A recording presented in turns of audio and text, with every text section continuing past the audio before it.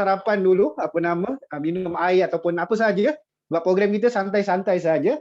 Dan sebelum kita nak bermula juga, Mi suka untuk nak berkongsi sedikit berkenaan Al-Mishkat. So sebenarnya Al-Mishkat itu apa? So Al-Mishkat ini adalah sebenarnya dia adalah satu wadah ataupun satu platform yang mana kita tubuhkan daripada ramai sahabat-sahabat kita yang bermacam-macam latar belakang, macam-macam background. Ada yang ada yang terapis, ada yang interior designer, ada yang lawyer, ada yang bisnes buat kek, ada yang bisnes macam-macam sahabat-sahabat kita kumpulkan dalam satu platform, yang mana platform ni tujuannya, objektifnya adalah untuk kita nak bagi manfaat. Kita nak sebarkan manfaat kepada sahabat-sahabat kita yang di luar sana tanpa orang lain kenal. Okey, tanpa orang lain kenal, tapi kita sampaikan, kita buat program macam-macam sebenarnya program.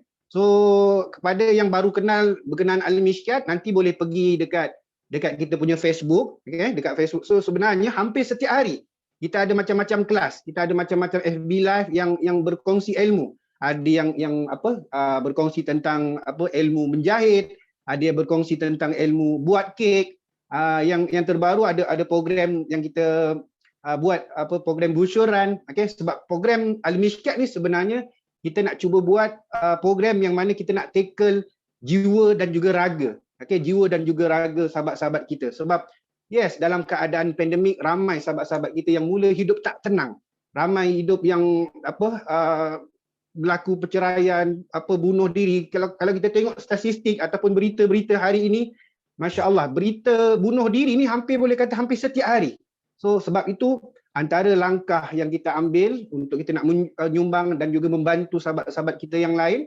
Sebab kalau kita tengok dalam sahabat-sahabat kita yang membantu dari sudut ekonomi sangat ramai, yang buat kerja-kerja donation and then hantar kepada orang-orang yang memerlukan, tapi dari sudut emosi agak tak ramai. So sebab tu kita nak bantu kita sampaikan berkenaan solat khusyuk ini, ataupun macam mana untuk kita nak ada rasa dalam solat supaya kita dapat tenang untuk nak harungi apa sahaja cabaran dalam kita punya kehidupan. Okey, so itu sahaja daripada Mi nak jemput kita punya speaker utama kita hari ini, tak lain dan tak bukan Cikgu Razali Kamarudin. Silakan Cikgu.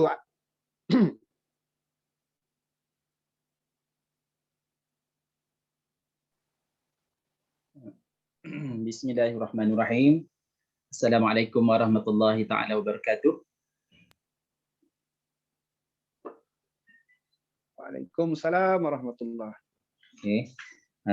Alhamdulillahi rabbil alamin wa bihi nasta'in wassalatu wassalamu ala Rasulillah sallallahu alaihi wasallam wa ala alihi wa sahbihi ajma'in. Rabbi shrah li sadri wa yassir li amri wahlul 'uqdatam min lisani yafqahu qawli. Subhanallah walhamdulillah wa la ilaha illallah wallahu akbar wa la hawla wa la quwwata illa billahil aliyyil azim. Terima kasih kepada Mi Azmi okay. Azmi yang insya-Allah yang baik hati, dan juga sahabat-sahabat syurga yang dikasihi dan dirahmati oleh Allah sekalian. Allahu akbar, subhanallah. Jadi kita mulakan dengan sedikit doa. Bismillahirrahmanirrahim. Alhamdulillahirabbil alamin wa bihi nasta'in wassalatu wassalamu ala Rasulillah sallallahu alaihi wasallam wa ala alihi wa sahbihi ajma'in. Rabbi shrah li sadri wa yassir li amri wahlul 'uqdatam min lisani yafqahu qawli. Ya Allah, bukakanlah pintu hati kami sebagaimana orang-orang yang bijaksana. Kurniakanlah kepada kami hafazan para rasul dan para nabi yang hampir denganmu, serta ilham para malaikat yang hampir denganmu, dengan rahmatmu wahai Tuhan yang maha pemurah lagi maha penyayang. Wa sallallahu ala sayyidina Muhammad wa ala alihi wa sahbihi ajma'in walhamdulillahi rabbil alamin. Allahu akbar, subhanallah.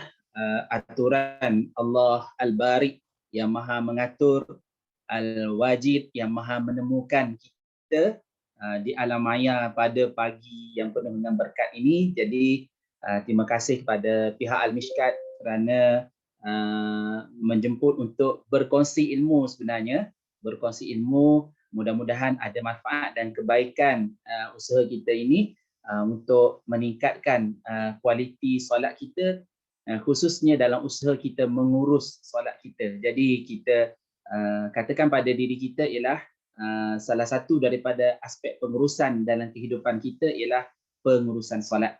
Jadi salah satu daripada pengurusan solat yang kita sedang usahakan ialah nak membangkitkan rasa. Jadi intro je Mi ya. Boleh cikgu, teruskan. Ya, teruskan. Ke saya buat perkongsian je lah ke macam mana? Boleh lebih kepada perkongsian ya? kita punya sesi ni. Santai-santai je sebenarnya. Kalau katakan Mi sebagai moderator pada pagi ni nak mencelah ke apa, silakan. Boleh insya-Allah. Okey insya-Allah. Jadi kita oleh kerana santai-santai kita akan manfaatkanlah ya secara apa yang sesuai dengan tajuk kita pada pagi ni insya-Allah. Jadi macam mana? Sebelum tu siapa yang ada buku Bangkit Rasa Dalam Solat ni, sebagaimana yang diiklankan boleh tengoklah, saya akan share sikit apa yang ada dalam ni dan juga tambahan-tambahan yang lain lah. Jadi yang pertama untuk perkongsian kita pada pagi ni, ini saja perkongsian saya ialah jika manusia mempelajari pelbagai teknik pengurusan dalam bidang-bidang keduniaan untuk menghasilkan keuntungan lumayan walaupun tidak bersifat kekal, maka kenapa urusan akhirat tidak boleh mempunyai teknik pengurusan yang betul agar manusia dapat memperoleh natijah positif serta keuntungan lumayan yang bersifat kekal? Apakah ada amalan yang lebih patut diurus dan diusahakan dengan baik yang lebih hebat daripada amalan solat yang hasilnya lumayan diberikan di dunia dan di akhirat? Okey tak saya buat sharing macam tu? Okey. Jadi dia sebenarnya gimmick je tu sebenarnya. Okey, gimmick maknanya kalaulah solat yang kita persembahkan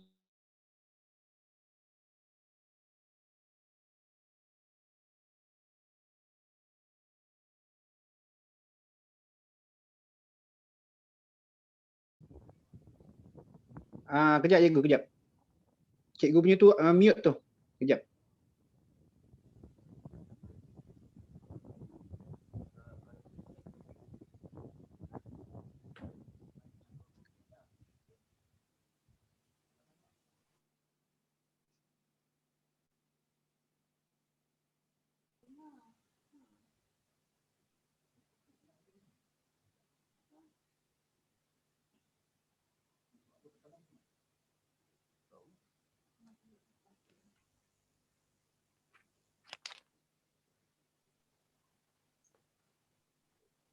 Okey, boleh cikgu.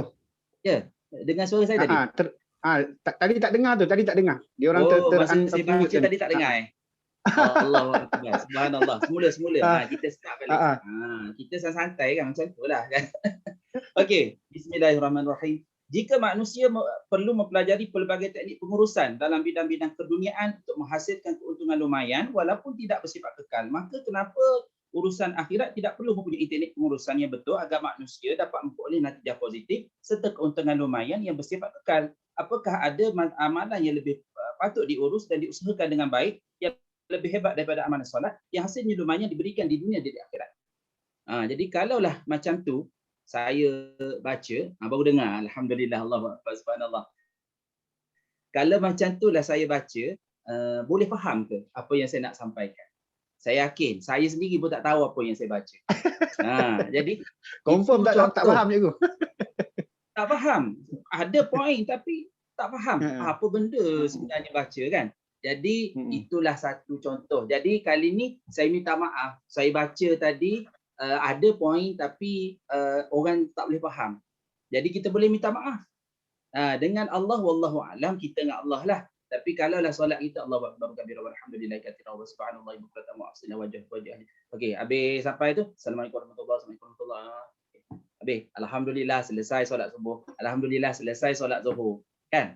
Jadi apa kita rasa? Oh, saya solat, saya mendirikan solat. Allahu akbar subhanallah. Tak boleh nafikan solat tak? Solat. Solat tak solat. Jadi kita cuba usahakan, ikhtiarkan. Saya selalu ingat kata guru saya ialah khusyuk ini adalah satu perkara yang perlu malah wajib usahakan bagi mereka yang mendirikan solat. Kita cerita pagi ni insya-Allah berkongsi sedikit pengalaman ilmu, pengalaman berjumpa-jumpa orang alim dengan perkongsian daripada mereka yang kita cuba ikhtiar amalkan insya-Allah. Jadi yang nak diceritakan sebagai intro pada pagi ini ialah kalau kita baca laju macam itulah, di mana apa sebenarnya yang kita lafazkan kita sendiri pun tak faham. Jadi macam mana nak rasa? Kan macam saya baca tadi, kalau saya baca perlahan. Jika manusia perlu mempelajari pelbagai teknik pengurusan dalam bidang-bidang keduniaan untuk menghasilkan keuntungan lumayan walaupun tidak bersifat kekal, maka kenapa urusan akhirat tidak boleh mempunyai teknik pengurusan yang betul agar manusia dapat memperoleh natijah positif serta keuntungan yang lumayan yang bersifat kekal. Jadi apabila saya baca perlahan-lahan, saya faham. Saya faham ialah dalam kita teori pengurusan ni macam-macam, kita belajar betul-betul. Kadang-kadang benda tu tidak bersifat kekal, bersifat keduniaan. Jadi sedangkan dalam pengurusan solat, pengurusan perkara-perkara akhirat ni dia membawa kepada akhirat. Kenapa kita tak usahakan betul-betul sebagaimana kita usahakan formula-formula ataupun teori-teori pengurusan yang ada yang kita laksanakan dalam kerja buat seharian kita, dan insya-Allah ia menjadi ibadat juga. Jadi dalam hal ini ialah kalau kita dalam solat kita laju cepat macam tu, itulah yang tu. Dan sahabat kita tulis kat situ tak ada rasa, tak faham. Betul. Kita yang solat ni tak rasa, kita yang solat ni tak faham. Macam mana kita nak rasa? Salah satu jika ditanya antara tujuan buku Bangkit Rasa dan solat ini, kita nak melafaz bacaan di mulut, mengakalkan makna di otak, membangkitkan rasa di hati. Dia ada 3 connection. Sebelum kita bercerita tentang solat, tentang khusyuk solat dan sebagainya, kita kena tengok dulu asas dia. Kita tengok dulu asas dia. Okey, jadi itu pendahuluan dia ialah pada hari ini mudah-mudahan dengan izin Allah Subhanahu Wa Taala yang hadir bertaman syurga pada hari ini, kita nak usahakan untuk membangkitkan rasa. Rasa apa? Untuk membangkitkan rasa khusyuk di dalam solat kita insya-Allah. Jadi sebelum kita pergi lebih jauh, saya bagi intro dulu di mana apa sebenarnya maksud khusyuk. Adakah khusyuk ni kita masuk je dalam solat, angkat takbir Allahu Akbar, kita tenggelam, hanyut, seolah-olah kita masuk dalam satu dunia yang baru. Kita masuk dalam satu dunia yang baru, kita tak sedar apa, kita tahu kita fokus je, sebenarnya tak tahu apa yang kita fokuskan. Jadi insya-Allah dengan izin Allah Subhanahu Wa Taala kita cuba faham, iaitu khusyuk ini ialah, saya petik yang ini ialah khusyuk ialah al-khudu' wat-tawadhu'. Al-khudu' wat-tawadhu' maksud dia mungkin kita tak payah nak fikir-fikir yang tinggi-tinggi, kita faham maksud khusyuk ada 2 elemen. Yang pertama ialah dia kata kepasrahan jiwa raga secara total. Secara total ni menyeluruhlah, secara kepasrahan jiwa raga secara total yang disertai dengan sifat kerendahan hati. Ada 2. Kita iaitu kita kepasrahan jiwa macam mana? Kepasrahan jiwa paling mudah ialah kita nak akur, kita nak tunduk dan kita nak patuh kepada Allah Subhanahu Wa Taala bersungguh-sungguh. Saya ulang, kepasrahan jiwa raga secara total. Sebab tu kita bersolat, dan bukan sahaja bersolat, dalam ibadat-ibadat yang lain ialah sejauh mana kita akur, sejauh mana kita tunduk dan sejauh mana kita patuh kepada Allah Subhanahu Wa Taala dengan bersungguh-sungguh. Jadi kita yang tahu sejauh mana kita akur, sejauh mana kita tunduk, sejauh mana kita patuh pada Allah. Itu elemen yang pertama dalam khusyuk, iaitu al-khudu' wat tawadhu' tadi, iaitu kepasrahan jiwa raga secara total. Jadi kita tanya diri kita sewaktu bersolat, sejauh mana kita akur, sejauh mana kita tunduk, sejauh mana kita patuh pada Allah Subhanahu Wa Taala. Itu poin yang pertama. Poin yang kedua ialah kerendahan hati. Macam mana kerendahan hati? Bukan rendah diri. Kerendahan hati iaitu kita mengaku di hadapan Allah Subhanahu Wa Taala bahawa kita hamba yang lemah, kita hamba yang dhaif, kita hamba yang kerdil, kita hamba yang tak ada apa-apa. Jadi alhamdulillah ada sahabat kita yang membantu tulis pada ruangan komen itu, chat itu insya-Allah membantu, iaitu kepasrahan jiwa raga secara total yang disertai dengan sifat kerendahan hati. Macam mana kita akur dan hati kita mengakui di hadapan Allah. Akur macam mana? Ialah bahawa kita akui, ya Allah, saya lemah, saya kerdil, saya tidak ada apa-apa. Jadi itu makna ataupun mudah kalau kita nak faham apa ertinya khusyuk tu yang sebenarnya. Bukannya tenggelam, bukannya hanyut, masuk dalam satu dunia baru yang tak sedar. Sebab Nabi sendiri pun solat dalam keadaan dia sedar. Kan? Solat ini dalam keadaan sedar. Jadi itu pemahaman asas kita. Yang pertama dalam perbincangan kita ini ialah nak rasa khusyuk ialah sejauh mana kita akur, macam mana kita nak akur, macam mana kita nak tunduk, macam mana kita nak patuh dalam solat. Kalau kita tak faham apa yang kita baca, kan? Contohnya kita berikrar dengan Allahu Akbaru kabira walhamdulillahi katsira wa subhanallahi bukratan wa asila. Hanya mulut melafaz bacaan tetapi belum mampu untuk mengakalkan makna di otak dan belum mampu untuk membangkitkan rasa di hati. Jadi daripada situlah bacaan-bacaan dalam solat inilah yang membantu kita, yang menyebabkan kita dalam solat kita boleh tunduk, kita boleh akur, kita boleh patuh kepada Allah Subhanahu Wa Taala, ataupun kita katakan tadi kepasrahan jiwa raga secara total.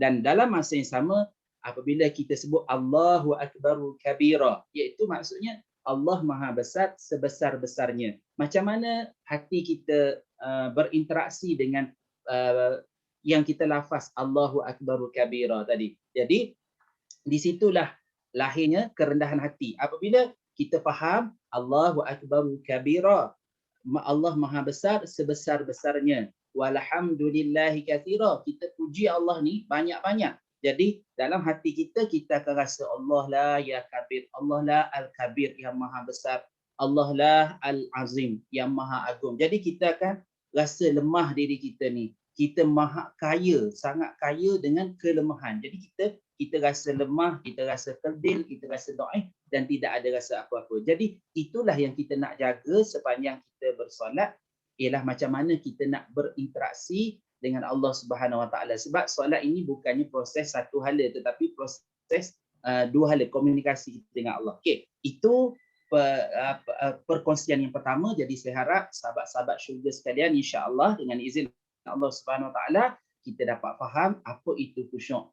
Jadi nak mudah, khusyuk ada dua cabang, iaitu kita kepasrahan jiwa raga secara total, sejauh mana kita akur, sejauh mana kita tunduk, sejauh mana kita patuh kepada Allah Subhanahu Wa Taala bersungguh-sungguh dalam kita usaha, kita bermujahadah dalam kita bersolat, dan juga kita akui bahawa kita ni lemah, kita ni tak ada apa-apa, kita ni kerdil dan kita ni dhaif.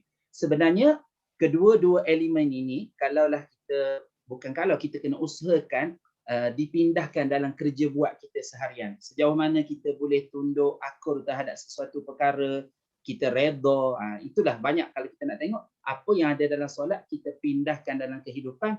Insya-Allah nanti saya akan bacakan satu ayat yang berkaitan dengan kesan solat. Kesan solat dia dalam surah An-Nisa ayat 103. Okey. Jadi pengisian yang pertama ialah pemahaman kita kepada apa itu khusyuk. Okey, alhamdulillah, insya-Allah. Okey, seterusnya kita masuk kepada satu persoalan. Satu persoalan, bagaimana perasaan ni kita nak hadirkan?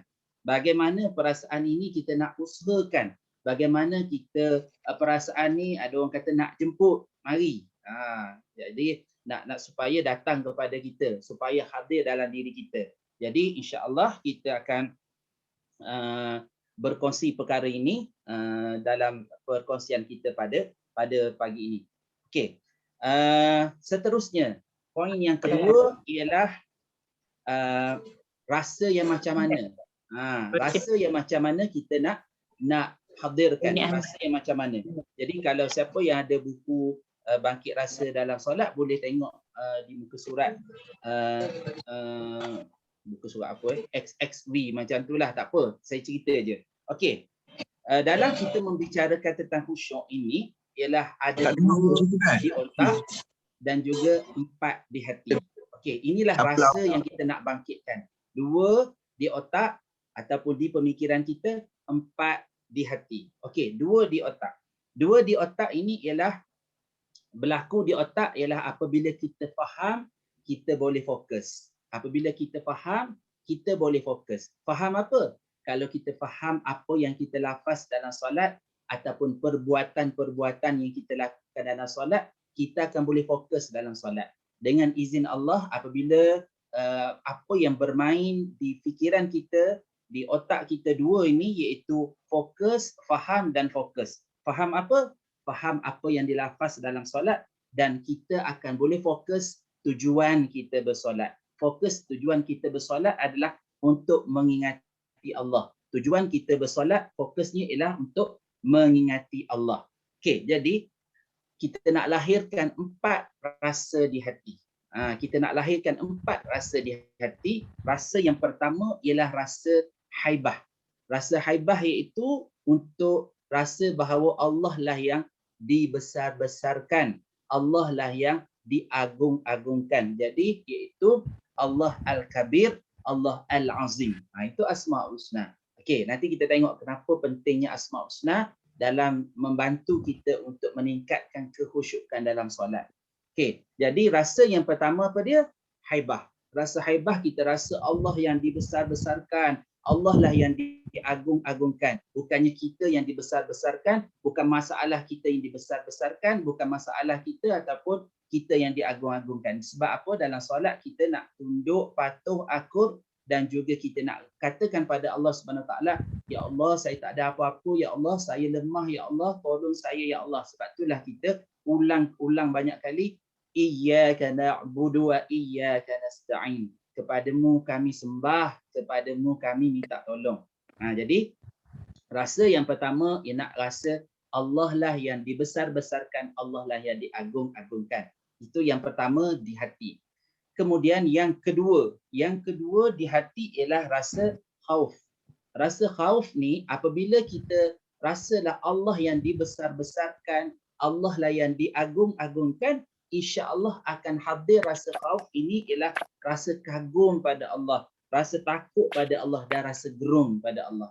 Rasa kagum pada Allah, rasa takut pada Allah, rasa gerung pada Allah. Jadi kita cuba rasa. Di mana? Contohnya apabila kita membaca Maliki Yaumiddin.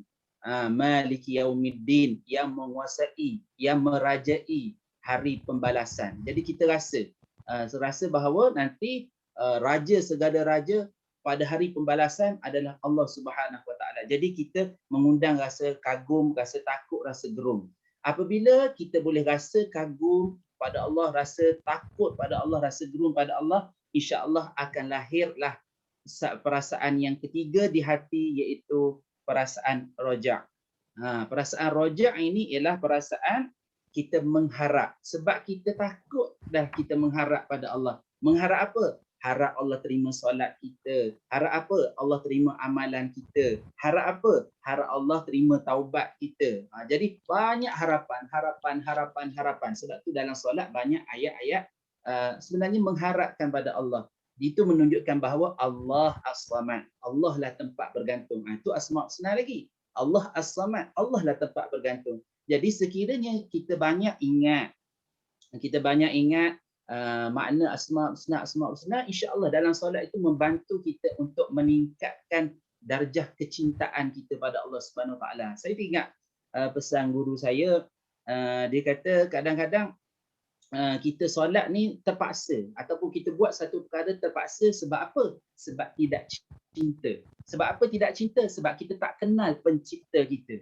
Sebab itulah kita kena kenal pencipta kita. Barulah kita rasa cinta, rasa rindu, rasa nak jumpa dengan Allah, rasa nak jumpa dengan Rasulullah, nak duduk di syurga bersama Rasulullah, nak tengok wajah Allah. Kadang-kadang saya rajin juga tanya anak-anak murid kan, dekat saya jadi warden, ketua warden asrama. Kadang-kadang pernah tak kita fikir atau kita berdoa nak tengok wajah Allah. Allah yang memberi kehidupan pada kita. Allah Al-Khaliq yang mencipta kita. Allah Ar-Razak yang memberi rezeki pada kita. Allah Al-Bar yang terlalu baik dengan kita. Allah Al-Wahhab memberi pertolongan kepada kita. Allah Al-Muqit memberi kecukupan segala apa yang kita nak.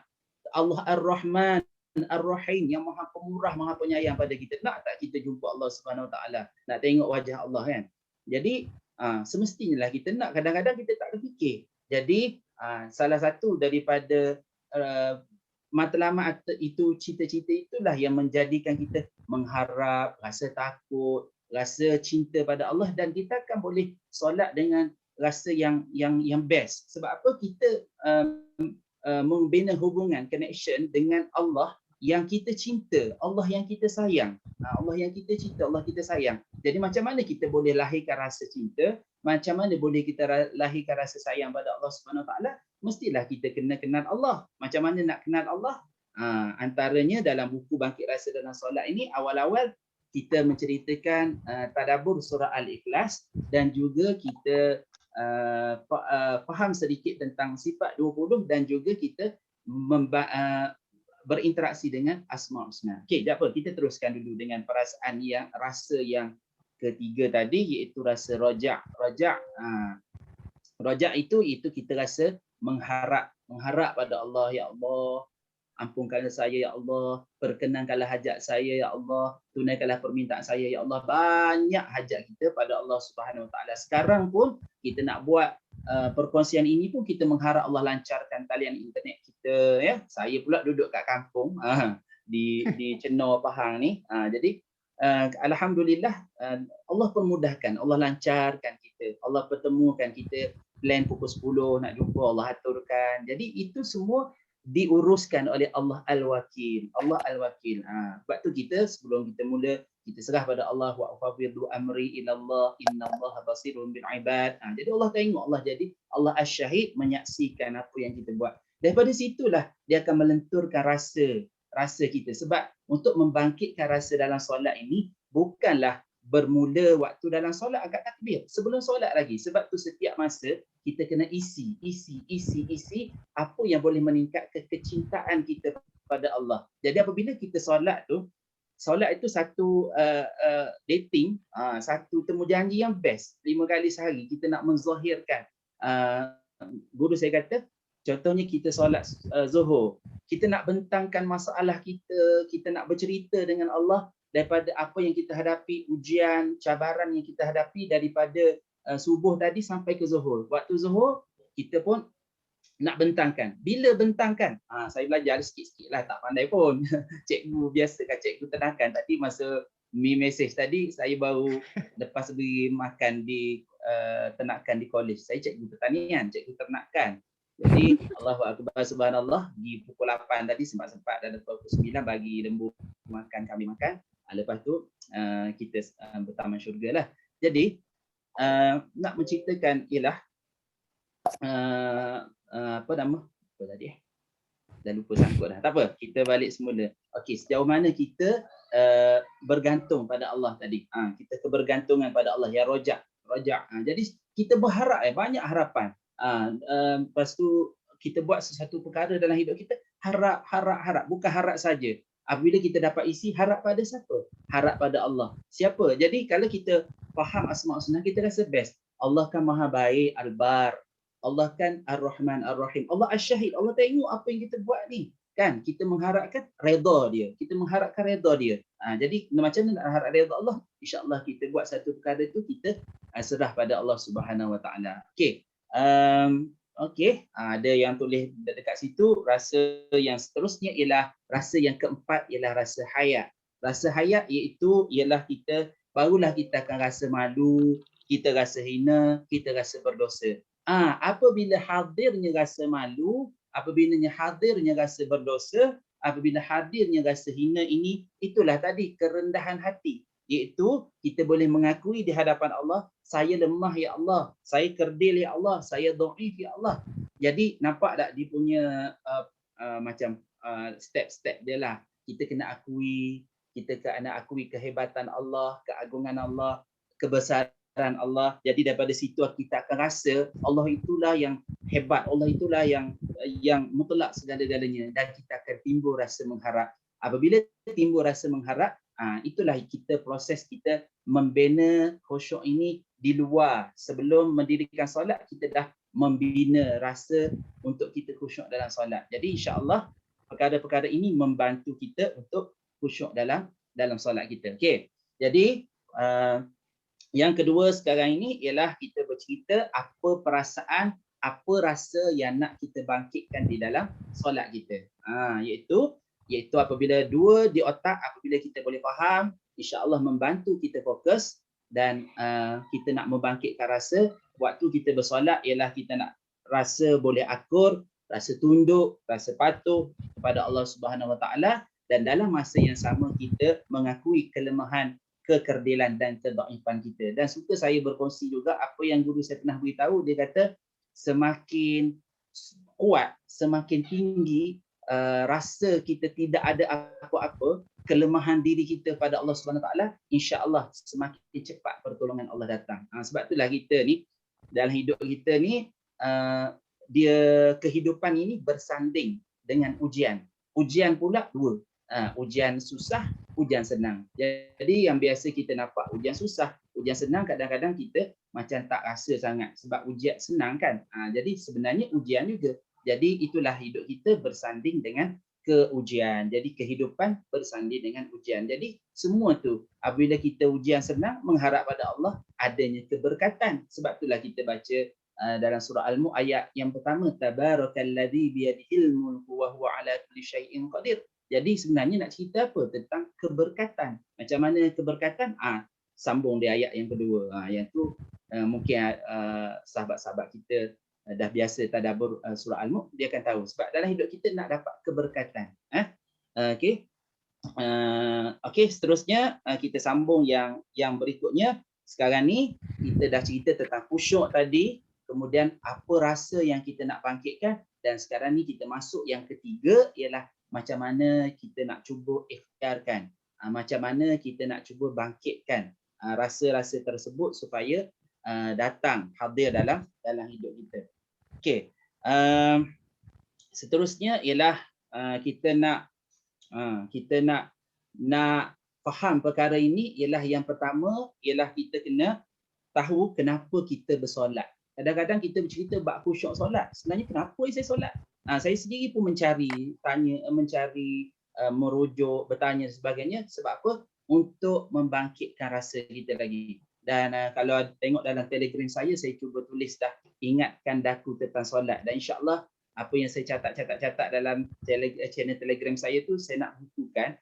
Saya bercita-cita buku tu apabila sebelum kita nak solat, kita baca lebih kurang 2 minit, seminit, 2 minit untuk membangkitkan, nak hit balik rasa untuk kita sebelum kita memasuki solat. Sebab benda yang special solat ni. Sebab itulah solat dikatakan sebagai satu projek agung kita dengan Allah Subhanahu Wa Taala. Jadi bukannya projek yang main-main, projek tertinggi, projek terhebat, tapi kita tak nampak dia hebat, tak nampak dia tinggi, kita macam buat lebih kurang je. Tak, sebenarnya kita kena usahakan insya-Allah ya.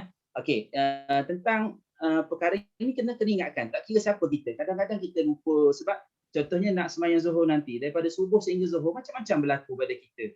Jadi masa Zuhur tu kita nak ambil memuk balik, nak mengadu pada Allah semua kan. Daripada Zuhur sehingga Asar ada lagi ujian-ujian kita, daripada Asar hingga Zuhur, sehingga Maghrib, daripada Maghrib hingga Isyak-nya semua ada je ujian. Jadi itulah putaran kehidupan kita berpaksikan kepada waktu solat. Kalau kita ambil peduli cakna, kita nampak solat adalah satu momen, satu masa yang Allah Ta'ala beri kepada kita untuk kita mengadu, untuk kita bentangkan kepada dia. Dekat mana? Saya nak sambung tadi. Di mana? Saya ingat pesan guru saya, iaitu masa kita baca Iyyaka na'budu wa iyyaka nasta'in. Lintaskan di hati, bentangkan apa sebenarnya yang kita nak beritahu, nak mengadu pada Allah, nak minta tolong pada Allah. Itu kalau saya ada tadabbur sebelum ni lah, dia kata apabila sampai Iyyaka na'budu wa iyyaka nasta'in, masa kita solat tu kita lintaskan. Bukan kita ingat pada dunia. Masa tu kita lemah, kita hina, kita tak ada apa-apa, kita mengharap, kita rajak, mengharap pada Allah, Allah selesaikan masalah kita yang berlaku tadi. Itulah solat ini satu perkara, dia adalah satu bentuk komunikasi. Sebab tu dah dalam surah Al-Fatihah kan, Allah jawab Al-Fatihah kita. Okey, mungkin ada dalam kalangan kita ada dah join kelas WhatsApp saya, faham bacaan dan solat. hari ni ada grup yang mula. Kelas ni cuma je berdasarkan pada buku 7 hari ingat makna bacaan solat. Buku ni kita baca buku ni dulu untuk ingat makna. Apabila dah ingat makna, insya-Allah kita boleh bangkit rasa dalam solat. Jadi kita fokus pada ingat makna, lepas tu barulah kita bangkit rasa dalam solat. Okey. Jadi masa dalam solat, iyyaka na'budu wa iyyaka nasta'in itu kita akan mengadu pada Allah. Mengadu pada Allah. Okey, jadi saya baca sikitlah tentang ni dialog, bukan tentang dialog, sebenarnya hadis hadis Nabi SAW. Ulang kaji dan sebenarnya daripada Abu Hurairah radhiyallahu anhu meriwayatkan bahawa Rasulullah SAW bersabda, Allah berfirman, aku membahagikan solat kepada 2 bahagian, separuhnya untukku dan separuh lagi untuk hamba-Ku. Hamba-Ku berhak mendapatkan apa-apa yang dia pinta. Itu dalam solat dalam solat kita, dalam surah Al-Fatihah. Nabi bersabda, apabila seseorang hamba berkata, segala puji bagi Allah Tuhan semesta alam. Itu apa dia? Alhamdulillahi Rabbil Alamin. Tuhan berkata ataupun Allah menjawab, hamba-Ku telah memujiku. Kemudian kita baca lagi, apabila dia berkata Tuhan yang Maha Pemurah lagi Maha Penyayang, Ar-Rahmanir Rahim, hamba-Ku telah menyanjungiku. Kemudian kita teruskan lagi, Maliki Yaumiddin, pemilik ataupun penguasa di hari pembalasan. Allah menjawab, hamba-Ku telah mengagungkanku. Okey, yang seterusnya ialah Iyyaka na'budu wa iyyaka nasta'in. Itu kepadamu kami sembah dan kepadamu kami minta pertolongan. Di mana Allah Subhanahu Wa Taala menjawab, ini adalah di antara aku dan hamba-Ku, dia akan mendapat apa-apa yang dia pinta. Dan guru saya pesan ialah pada waktu itulah kita dalam hati kita berdoa, dalam sewaktu kita membaca ayat ini kita memohon pada Allah Subhanahu Wa Taala bentangkan secara dia sekali lalu kita baca iyyaka na'budu wa iyyaka nasta'in. Apa ujian kita, apa cabaran kita, apa masalah kita sebelum ni, kita cuba lintaskan di situ.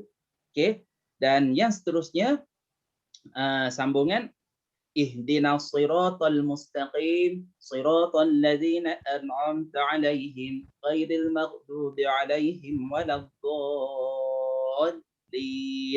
iaitu tunjukilah kami jalan yang lurus, iaitu jalan-jalan orang yang kau beri nikmat kepada mereka, bukan jalan orang yang Allah murkai Allah dan juga jalan orang yang Allah sesatkan. Dan Allah menjawab, hamba-Ku akan mendapat apa yang ia pinta. Jadi okey, ada yang tanya muka surat berapa dalam buku Bangkit Rasa, muka surat 87. Okey, muka surat 87. Okey, jadi ialah kita apabila kita faham, kita akan rasa sebenarnya baca Al-Fatihah ini adalah ayat Al-Quran yang kita baca dalam solat. Kita akan rasa Allah Taala perkenankan permintaan kita. Allah janji, Allah dah kata apa dia akan bagi apa yang kita minta. Apa yang kita minta. Sebab tu Allah Taala kata separuh untukku dan separuh untuk hamba-Ku. Jadi apabila kita banyak lagi lah kalau nak cerita tadabbur surah Al-Fatihah ni, ini yang paling basic. Jadi kita baca Bismillahirrahmanirrahim. Kita tak baca laju sebab kita baca apabila sebut Bismillahirrahmanirrahim, kita tahu bahawa setiap apa yang kita lakukan, kita mulakan dengan nama Allah. Sebab apa? Untuk dapat berkat, untuk dapat rahmat, untuk dapat kasih sayang Allah dalam setiap apa yang kita lakukan. Yang seterusnya lah, saya tak berniat nak cerita panjang yang ni, tapi nak menceritakan di sini bahawa ialah dalam solat kita, itulah salah satu daripada cara kita untuk membangkitkan rasa di dalam solat kita. Salah satu ialah melalui surah Al-Fatihah yang kita baca. Okey, jadi yang seterusnya ialah kita kata tadi ialah kita nak kena faham dulu kenapa kita bersolat. Okey, balik pada yang awal tadi yang saya kata tentang kait dengan channel dan sebagainya tadi, iaitu kita nak kena selalu ingatkan. Pada diri kita. Kadang-kadang kita lupa. Contohnya saya catat pada ni sambil-sambil ya, santai kan. Saya catat pada Telegram saya ni sebab apa? Kadang-kadang saya catat, lepas tu saya mengingatkan diri saya. Okey, contoh malam tadi sebelum tidur saya cerita kekuatan luar biasa. Jadi apabila kita nak bersolat, kita buka sekejap, lumrah manusia yang kaya dengan kelemahan dan kekurangan sentiasa memerlukan kepada suatu kekuatan luar biasa yang dapat membantu kita ketika ditimpa kesusahan. Jadi kita lumrah manusia ni apabila kita rasa susah, kita nak kalau boleh ada satu kuasa luar biasa datang, macam kita tengok cerita Ultraman ke, cerita Superman ke, datang Ultraman taruh dan sebagainya. Kita memang daripada kecil kadang kita tengok macam tu. Sebenarnya hakikat dalam hidup kita, kita masa kita senang tak ada apa. Kita senang kita lalu kecuali orang yang bersyukur lah. Okey, nanti kita tengok. Saya habiskan dulu. Kita hakikatnya apabila kita susah, kita memerlukan nak ada satu kuasa ataupun kekuatan luar biasa datang dalam hidup kita. Benarlah kehidupan ini bersanding dengan ujian, sama ada ujian susah maupun senang. Lazimnya ujian susah kita lebih rasai berbanding ujian senang. Kedua-duanya juga ada pasangan. Ujian susah pasangannya sabar, ujian senang pula pasangannya syukur. Jadi syukur ni lah kadang-kadang payah. Sebab tu orang kata doa yang paling susah ialah doa lepas makan. Sebab apa? Susah nak sebut alhamdulillah. Kan? Sebelum makan mudah ya. Bismillahirrahmanirrahim. Allahumma barik lana fima razaqtana wa qina azabannar. Banyak lagi. Habis makan. Lepas tu tak ingat dah. Mana alhamdulillah, mana terima kasih. Tak ada. Jadi itulah dalam hidup kita nak menggambarkan bahawa ujian pun ada pasangan. Ujian susah pasangannya sabar. Perit juga rasa. Tapi ujian senang pasangannya syukur. Payah juga. Yang mana mudah bagi kita? Tak tahu dah. Wallahu a'lam lah. Kita tanya iman kita. Okey. Hakikatnya kedua-dua ujian ini datangnya daripada pemilik kuasa luar biasa, yakni Allah Subhanahu Wa Taala. Kedua, senang susah semuanya datang daripada Allah yang sama, iaitu daripada penguji yang sama, iaitu Allah Subhanahu Wa Taala. Ya, hakikatnya datang daripada pemilik kuasa luar biasa yang kita harapkan dalam hidup kita itu ialah Allah Subhanahu Wa Taala. Jadi itulah yang kita lafazkan dalam bacaan Al-Fatihah tadi, iyyaka na'budu wa iyyaka nasta'in. Kepadamu kami sembah, kepadamu kami minta tolong. Yang tentang kesyukuran pula, kita rakamkan di mana? Banyak dalam solat, alhamdulillahirabbil alamin, tapi hujung sekali ialah melalui tahiyat. Kan kita baca at-tahiyyatul mubarakatus salawatut thayyibatu lillah. Jadi kalau kita faham apabila kita baca at-tahiyyatul mubarakatus salawatut thayyibatu lillah, maksudnya segala ucapan selamat, penghormatan yang diberkati dan doa-doa yang baik semuanya untuk Allah. Maknanya semua ucapan penghargaan, terima kasih, anugerah yang kita dapat, semua kita kembalikan pada Allah Subhanahu Wa Taala. Kita tidak ada apa-apa. Jadi dengan rasa macam tu dalam hidup kita, apabila kita ada masalah, kita ada ujian, kita nak satu kuasa luar biasa datang dalam diri kita, dalam kehidupan kita, maka kita kena usahakan untuk kita rasa. Okey, macam mana kita nak usahakan? Ialah sebagaimana Rasulullah sallallahu alaihi wasallam, saya baca sikit, Rasulullah sallallahu alaihi wasallam pesan kepada keluarganya apabila ditimpa kesusahan. Jika keluarga Rasulullah ditimpa kesempitan atau kelaparan, apa yang Rasulullah sallallahu alaihi wasallam seru ataupun nasihatkan kepada ahli keluarganya ialah, wahai keluargaku yang disayangi, dirikanlah solat, dirikanlah solat. Riwayat Ahmad. Apabila sesuatu kesusahan menimpa keluarga baginda sallallahu alaihi wasallam, Rasulullah sallallahu alaihi wasallam menyuruh mereka mendirikan solat, kemudian baginda membaca firman Allah, dan perintahkanlah keluargamu mendirikan solat serta bersabarlah dalam melaksanakannya. Jadi sebab itulah kita dengar wasta'inu bis sabri was salah, iaitu jadikan sabar dan solat sebagai penolong. Sebab itulah kita pernah dengar, iaitu solat adalah solusi segalanya. Jadi apa yang diceritakan di sini ialah macam mana kita nak membangkitkan rasa kita dalam solat. Dengan kita ada ilmu, kefahaman tentang kenapa saya bersolat, sebab apa solat ni best, dan saya pinjam kata-kata guru saya ialah I need to pray. Maksudnya kita perlu kepada solat ni. Kita perlu pada solat. Dan saya nak buat satu analogi. Suatu hari kita duduk sendirian. Macam Mi kata tadi, dalam kita diuji dengan pandemik, ada yang angkat bendera putih dan sebagainya kan. Satu ikhtiar untuk memberitahu bahawa dia berada dalam kesempitan dan sebagainya, itu caralah ya. Jadi kita satu hari kita ni rasa tak ada apa-apa. Okeylah katakan kita diuji, nak makan pun bukan setakat kaih pagi makan pagi, tak sempat nak kaih ya, duduk dalam rumah tak boleh nak kaih. Jadi makan benda yang ada je. Allahu Akbar, subhanallah. Jadi kita pun mengharapkan, ya Allah, kita berdoa, kita minta tolong Allah apa semua, ikut kaedah-kaedah apa semua. Jadi datanglah orang menghulurkan bantuan pada kita. Menghulurkan bantuan bukan setakat makan minum je, dia sediakan tempat tinggal, makan minum, kenderaan dan sebagainya, semualah disediakan. Malah disediakan peluang pekerjaan kepada kita. Jadi bukan sekadar dia beri ikan, dia bagi pancing. Kalau kita pernah dengar kan, maksudnya jangan kita nak tolong orang tu, kalau boleh berilah pancing. Jadi dia boleh guna pancing banyak kali untuk menangkap ikan. Jadi kalau kita bagi ikan, hari tu dia makan ikan tu habislah. Jadi orang ni datang beri pancing pada kita, bukan setakat pancing lagi. Apa-apalah semualah. Jadi umpamanya dia dah sedia peluang pekerjaan pada kita, okey, kita pun dah hidup stabil, rumah dah okey, makan minum dah cukup, pendidikan anak-anak pun dah okey, kita pun dah kerja okey, stabil lah. Dah stabil tu semua, tibalah masanya orang tu kata saya kena balik dululah. Saya nak balik ke tempat saya, nak beredar dulu. Lepas tu satu pesan saya, apabila saya dah balik nanti, jangan lupa berhubung lagi. Jangan lupa kontak saya, WhatsApp saya, dan berhubung dengan saya lah. Jangan lupa. Itulah tanda silaturahmi kita. Kita pun okey, insya-Allah. Okey. Kemudian balik, dia pun balik. Kita ni tunggu, kenapa dia tu tak call kita, tak WhatsApp kita. Aku dah pesan dah. Contohlah, kita pun siap action lagi. Saya dapat ni, saya usahakan, saya buat ni. Jadi saya usaha, saya dapat lah.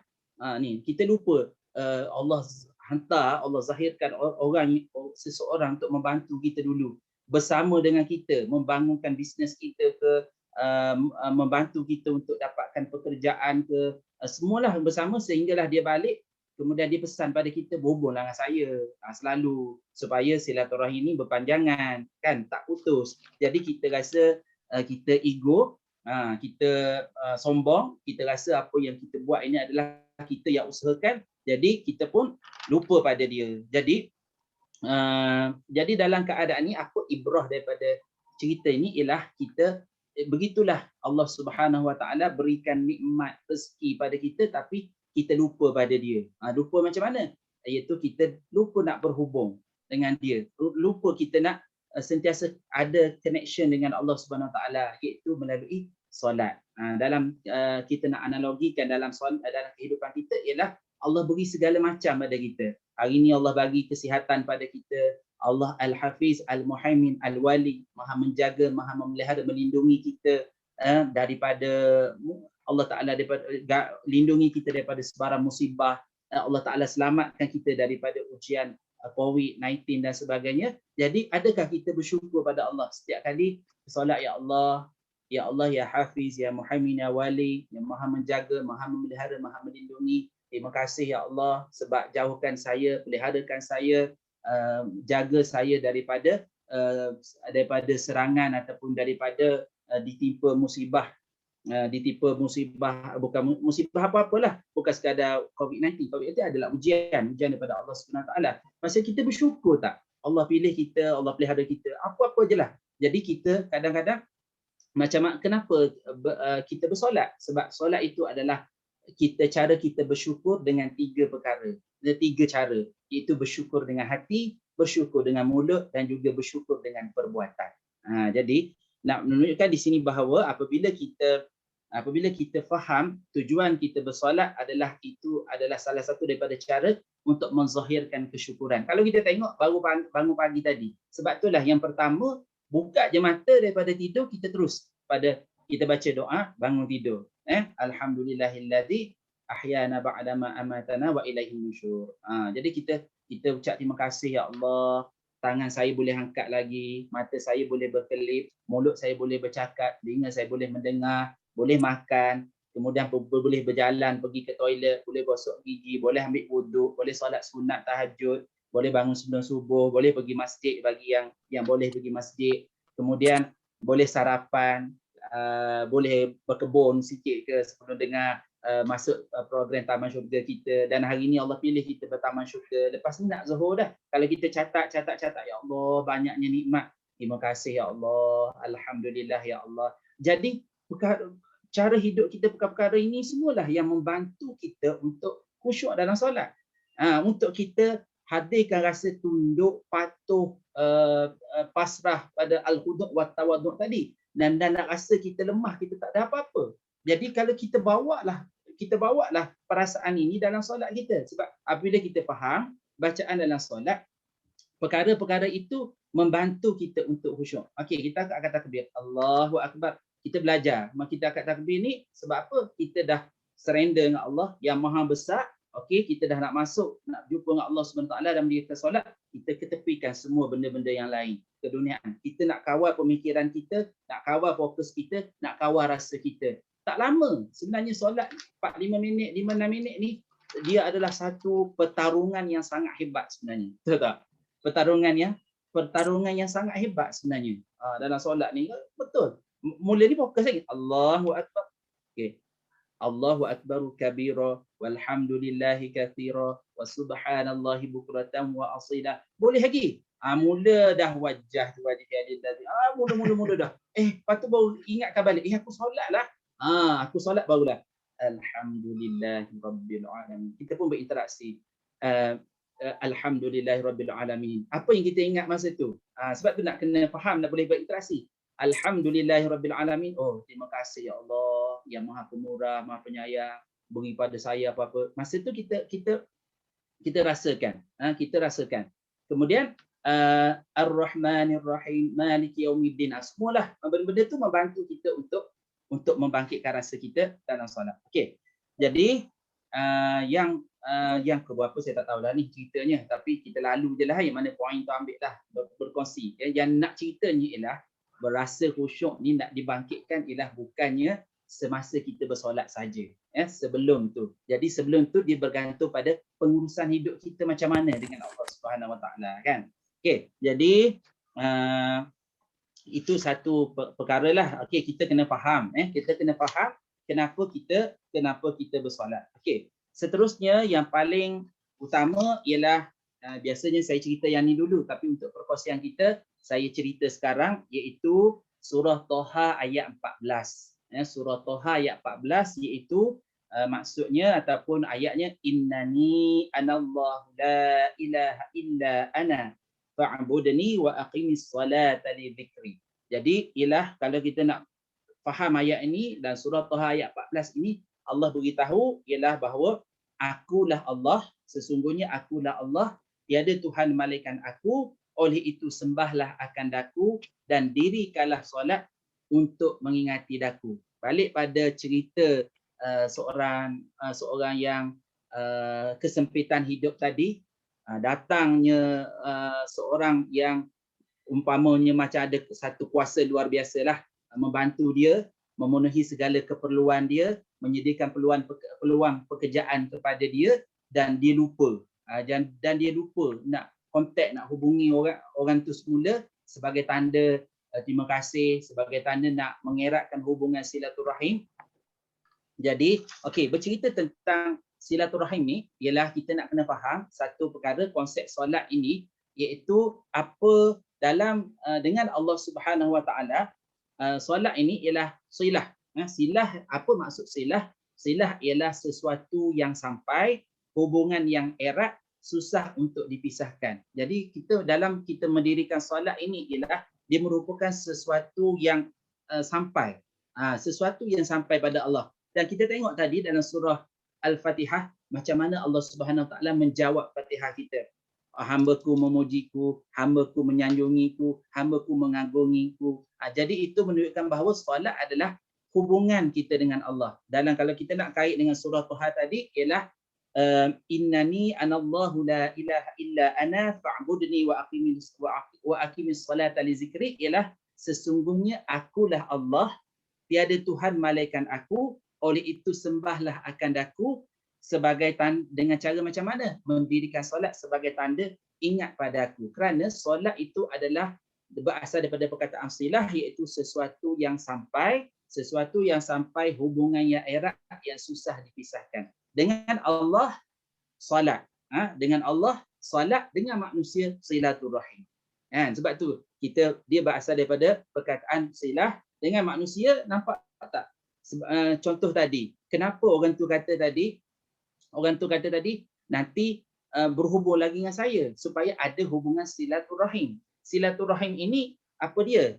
Dia adalah komitmen kita dengan manusia. Silaturahim, kalau kita tengok silaturahim ni, kita rasa silaturahim ni sewaktu kita berjumpa ke ataupun selepas kita berjumpa.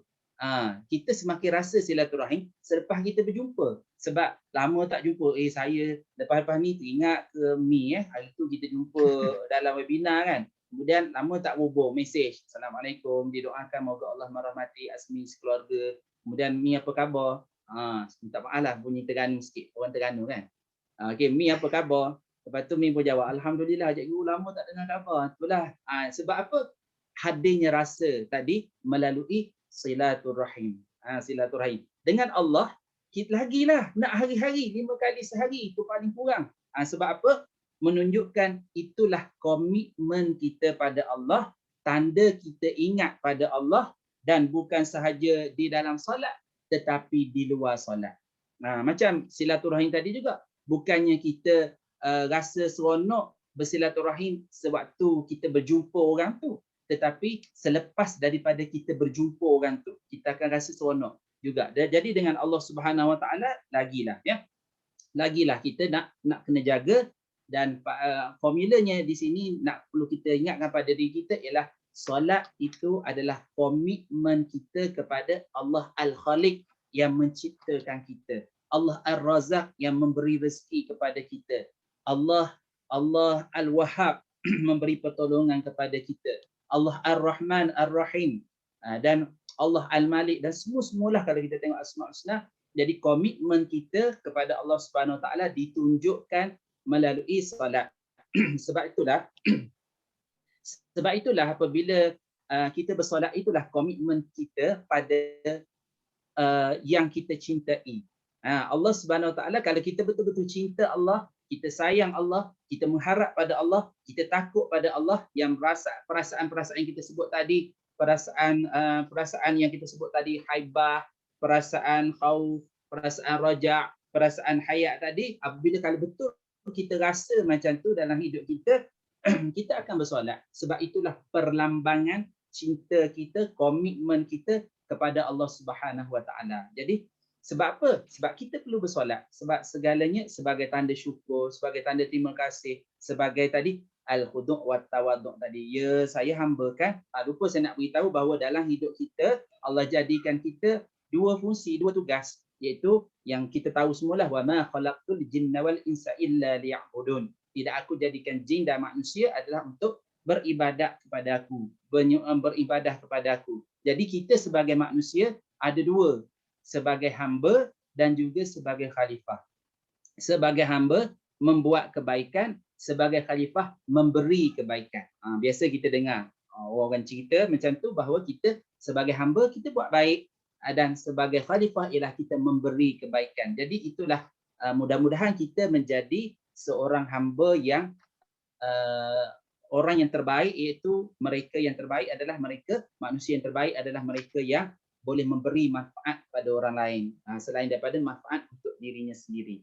Okey, jadi surah Taha ayat 14 tadi ialah memberitahu kepada kita bahawa Allah Taala perkenalkan diri dia, akulah Allah, tiada Tuhan malaikat aku.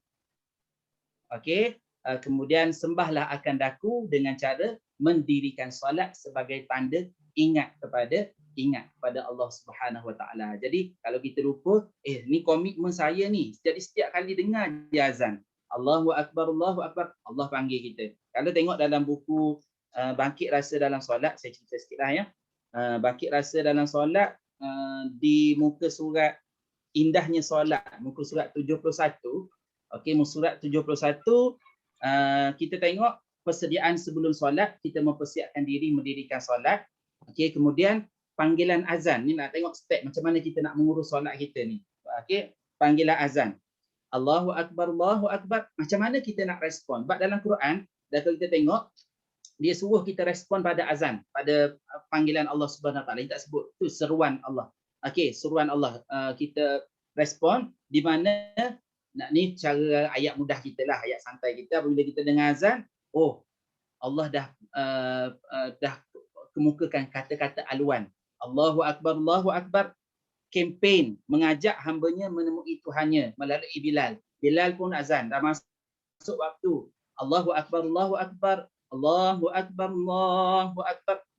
Tu alu-aluan, mai nak solat dah ni. Dia memberi peringatan kepada hambanya bahawa solat membawa manusia ke arah kejayaan. Kalau kita faham, orang yang bersolat, kita biasa dengar ayat surah Al-Mu'minun ayat 1 hingga 2, Bismillahirrahmanirrahim. Qad aflahal mu'minun alladzina hum fi salatihim khashi'un. Dia orang yang qad aflahal mu'minun ini orang yang berjaya ialah orang yang solat dia khusyuk. Kita ingat situ. Dan kita tengok dengarlah azan. Hayya 'alas salah, semayang. Kenapa dengan semayang? Jawapan dia hayya 'alal falah. Itu ada kejayaan. Orang yang bersolat ada kejayaan. Pasti ada kejayaan. Insya-Allah jaminan Allah Subhanahu Wa Taala. Ini buat betul-betul. Okey. Jadi kita duduk merata tempat ni. Duduk merata tempat, dengar azan sana, dengar azan sini, dengar azan sini. Okey, kemudian sekiranya ada peluang untuk kita dah pergi solat berjemaah apa semua, kita pun datang ke rumah Allah. Kalau yang perempuan di rumah dan sebagainya, mana-manalah. Okey, kemudian kita lepas panggilan azan, kemudian kita pun berhenti daripada kerja buat kita apa semua, kita ambil wuduk dan sebagainya. Okey, lepas tu kita pun bersedia untuk solat. Kita pun kalau kita solat berjemaah biasanya 10 minit. Kalau solat-solat fardu yang lain, kalau subuh 15 minit. Sebelum tu dia selepas tu dia akan qomat. Okey, iqamah ini ialah mengiringi dan mengajak umat menuju ke kiblat yang satu. Jadi kita duduk merata tempat, kita pun dikumpulkan. Kalau sekarang ni kita dah ada kat rumah, mungkin ada duduk kat dapur, mungkin ada duduk dekat ruang tamu, mungkin duduk dekat laman berkebun, mungkin duduk basuh kereta dan sebagainya. Kemudian ada seorang ahli dalam keluarga kita azan sebab kita duduk di rumah kan. Sekarang ni kita pun azan. Allahu Akbar, Allahu Akbar. Okey, yang berkebun tadi berhenti ambil foto, yang duduk kat dapur pun dah settlekan masak dia apa semua. Okey, kita kumpul. Kemudian kita pun ada yang solat sunat apa semua. Okey, dah Bilal dalam kalangan kita tadi iqamah. Okey, dia pun qomat. Jadi qomat tu mengiring ataupun mengajak menuju pada satu kiblat. Okey, dah sedia, imam duduk kat depan, makmum dah semua standby. Okey, kemudian semua dengan niat yang sama, nak solat zuhur berjemaah. Okey, kemudian niat yang sama. Okey, di mana di situlah sejauh mana keikhlasan kita menyembah pencipta kita melalui solat, hanya dia sahaja mengetahui keikhlasan kita. Sebab apa? Apabila kita tak rasa terpaksa dalam mendirikan solat, kita akan solat dengan seronok. Ya Allah, ni peluang saya nak berjumpa Kau ya Allah. Dalam solat ni saya nak mengadu pada Engkau ya Allah. Nanti kita tengok dekat mana kita nak kita tengok dalam solat ni banyak doa-doa dalam solat. Okey, kemudian kita pun imam pun akan takbir Allahu Akbar. Jadi makmum pun akan takbir Allahu Akbar. Di mana dikatakan di sini mengangkat kedua belah tangan ke arah kiblat, lafaz yang boleh meluputkan kita daripada segala sesuatu kerana apa yang sedang dihadapi ketika solat itu jauh lebih agung daripada dunia dan urusan di luar solat. Masa tu beberapa minit kita kena fokus betul-betul untuk beri komitmen kita pada Allah dalam solat. Tak nak terganggu. Kita tak nak terganggu, tak nak lain kita jadi perlahan ataupun connection kita rendah dia punya dia punya kadar capaian. Dia tak nak. Kita nak yang betul-betul padu, yang betul-betul power. Jadi fokus betul-betul. Okey, kemudian kita baca doa iftitah, membangkitkan perasaan sebagai hamba apabila berhadapan dengan Tuhan yang menciptakan manusia, bumi, langit, planet dan segala galaksi yang ada. Sebab tu dalam solat, dalam doa iftitah, yang pertama kita bertasbih, bertahmid, bertakbir. Allahu akbar kabira walhamdulillahi katsira wa subhanallahi bukratan wa asila. Kita nak ambil mood. Kita membesarkan Allah, memuji Allah, bertasbih pada Allah. Lepas kita dah bertasbih, kita dah bertakbir, bertahmid pada Allah Subhanahu Wa Taala, kemudian kita nyatakan, beritahu pada diri kita, wajjahtu wajhiya lillazi fataras samawati wal ard. Allahu akbaru kabira walhamdulillahi katsira wa subhanallahi bukratan wa asila wajjahtu wajhiya lilladzi fataras samawati wal ardh. Kuhadapkan wajhiya lilladzi, mukaku ataupun muka hatiku kepada yang menjadikan langit dan bumi. Jadi kalau kita faham lafaz bacaan di mulut mengakalkan makna di otak, akan bangkit rasa di hati, di mana kita menghadap siapa? Menghadap Allah. Bawa hati kita, diri kita kepada Allah. Siapa Allah? Yang menjadikan langit. Wajjahtu wajhiya lilladzi fataras samawati wal ardh. Kemudian hanifan musliman wa ma ana minal musyrikin. Aku berpegang teguh lagi berserah dan aku tidak tergolong dalam golongan orang-orang yang menyekutukan Allah, orang-orang musyrikin. Inna salati wa nusuki wa mahyaya wa mamati lillahi rabbil alamin. Kita berikrar sesungguhnya solat kita, ibadah kita, hidup kita, mati kita hanya kita serah pada Allah Subhanahu wa taala. La syarika lahu, tak ada sebarang sekutu. La syarika lahu wa bidzalika umirtu wa ana minal muslimin. Aku tergolong dalam golongan orang Islam. Itu ikrar kita. Kita ambil muk kita sebelum kita menghadap. Kalau kita analogikan menghadap raja ke menghadap pembesar, sebelum kita kan ada step-step dia. Step-step dia kan. Kita step yang pertama, kita baca doa iftitah. Kita nak ambil muk ni, nak ambil muk. Kemudian kita pergi yang berikutnya, barulah kita berdialog dengan Allah Subhanahu Wa Taala menerusi surah Al-Fatihah yang kita baca. Bismillahirrahmanirrahim. Jadi kita dah penuh tadi. Dah penuh rasa Allah yang dibesar-besarkan, Allah yang dipuja, dipuji, Allah yang ditasbihkan siang dan malam, Allah yang kita menghadap, yang menciptakan langit dan bumi, dan kita dah menafikan bahawa saya bukan tergolong dalam golongan orang musyrikin, orang yang menyekutukan Allah. Saya adalah orang Islam. Saya adalah orang Islam. Solat saya, ibadat saya, ibadat saya, hidup saya, mati hanya untuk Allah. Jadi kita pun dengan tenang berdialog dengan Allah Subhanahu Wa Taala. Bismillahirrahmanirrahim. Jadi setiap apa yang saya buat, saya mulakan dengan nama Allah, nak dapat berkat, nak dapat rahmat daripada siapa? Allah Ar-Rahman, Allah Ar-Rahim. Alhamdulillahi Rabbil Alamin. Segala benda kita puji, segala benda yang dipuji balik pada Allah Subhanahu Wa Taala. Siapa Allah yang dipuji tadi? Ar-Rahman Ar-Rahim, pemurah dan penyayang pada kita, pemurah pada semua, penyayang pada kita, insya-Allah sampai hari akhirat. Begitulah sampai habis. Dan yang best juga ialah apabila kita baca ihdinas siratal mustaqim, nak mudah faham. Ihdinas siratal mustaqim itu ialah kita nak Allah Ta'ala lancarkan semua urusan buat kerja buat kita. Lancarkan semua. Jadi bukannya sekadar tunjukkanlah kami jalan yang lurus. Kita kadang tak faham jalan yang lurus macam mana. Nak minta kelancaran. Setiap benda yang kita buat Allah lancarkan. Setiap benda yang kita nak buat ni Allah permudahkan. Untuk beribadah Allah ringankan badan kita. Laju dia, smooth dia. Jadi macam siapa? Ya iyyaka na'budu wa iyyaka nasta'in ihdinas siratal mustaqim siratal ladzina an'amta 'alaihim. Orang yang Allah beri nikmat, anak macam dia. Siapa Allah beri nikmat? Orang siddiqin, syuhada, solihin, orang-orang baik, orang alim. Saya nak macam tu ya Allah. Jadilah saya macam tu. Bukannya ghairil maghdubi 'alaihim waladdallin. Orang yang Allah murkai, Allah Taala sesatkan. Itulah yang kita minta selalu. Kalau kita faham insya-Allah. Kan? Lepas tu kita hari ni kita rasa macam sedih sikit. Kita pun baca surah Al-Duha sebab Rasulullah kalau kita tengok dari segi latar belakang surah tu, wahyu lama tak turun. Jadi Rasulullah rasa sedih kan. Kemudian Rasulullah pun kemudian Allah turunkan surah Al-Duha. Kemudian pasangannya kita baca surah Al-Insyirah. Kerana apa? Kita tahu dalam surah Al-Insyirah tu adanya fa inna ma'an usri yusra, inna ma'an usri yusra. Kalau kita faham ayat itu, dan itu antara tujuan berkongsi lah ya. Antara tujuan saya hasilkan buku mudah ingat makna surah Ad-Duha hingga An-Nas ni. Yang surah Ad-Duha hingga An-Nas ni kita biasa baca daripada dalam solat kita. Surah Ad-Duha baca, surah An-Nas baca, surah Al-Kafirun baca, surah kalau bulan Ramadan kita baca surah Inna Anzalna dan sebagainya. Okey. Okey. Tak suruh. Dengar tak suara saya? Macam sangkut. Dengar cikgu, dengar. Okey. Sebab macam bergerak-gerak sikit. Okey, jadi dalam solat kita pun baca surah yang dekat dengan kita.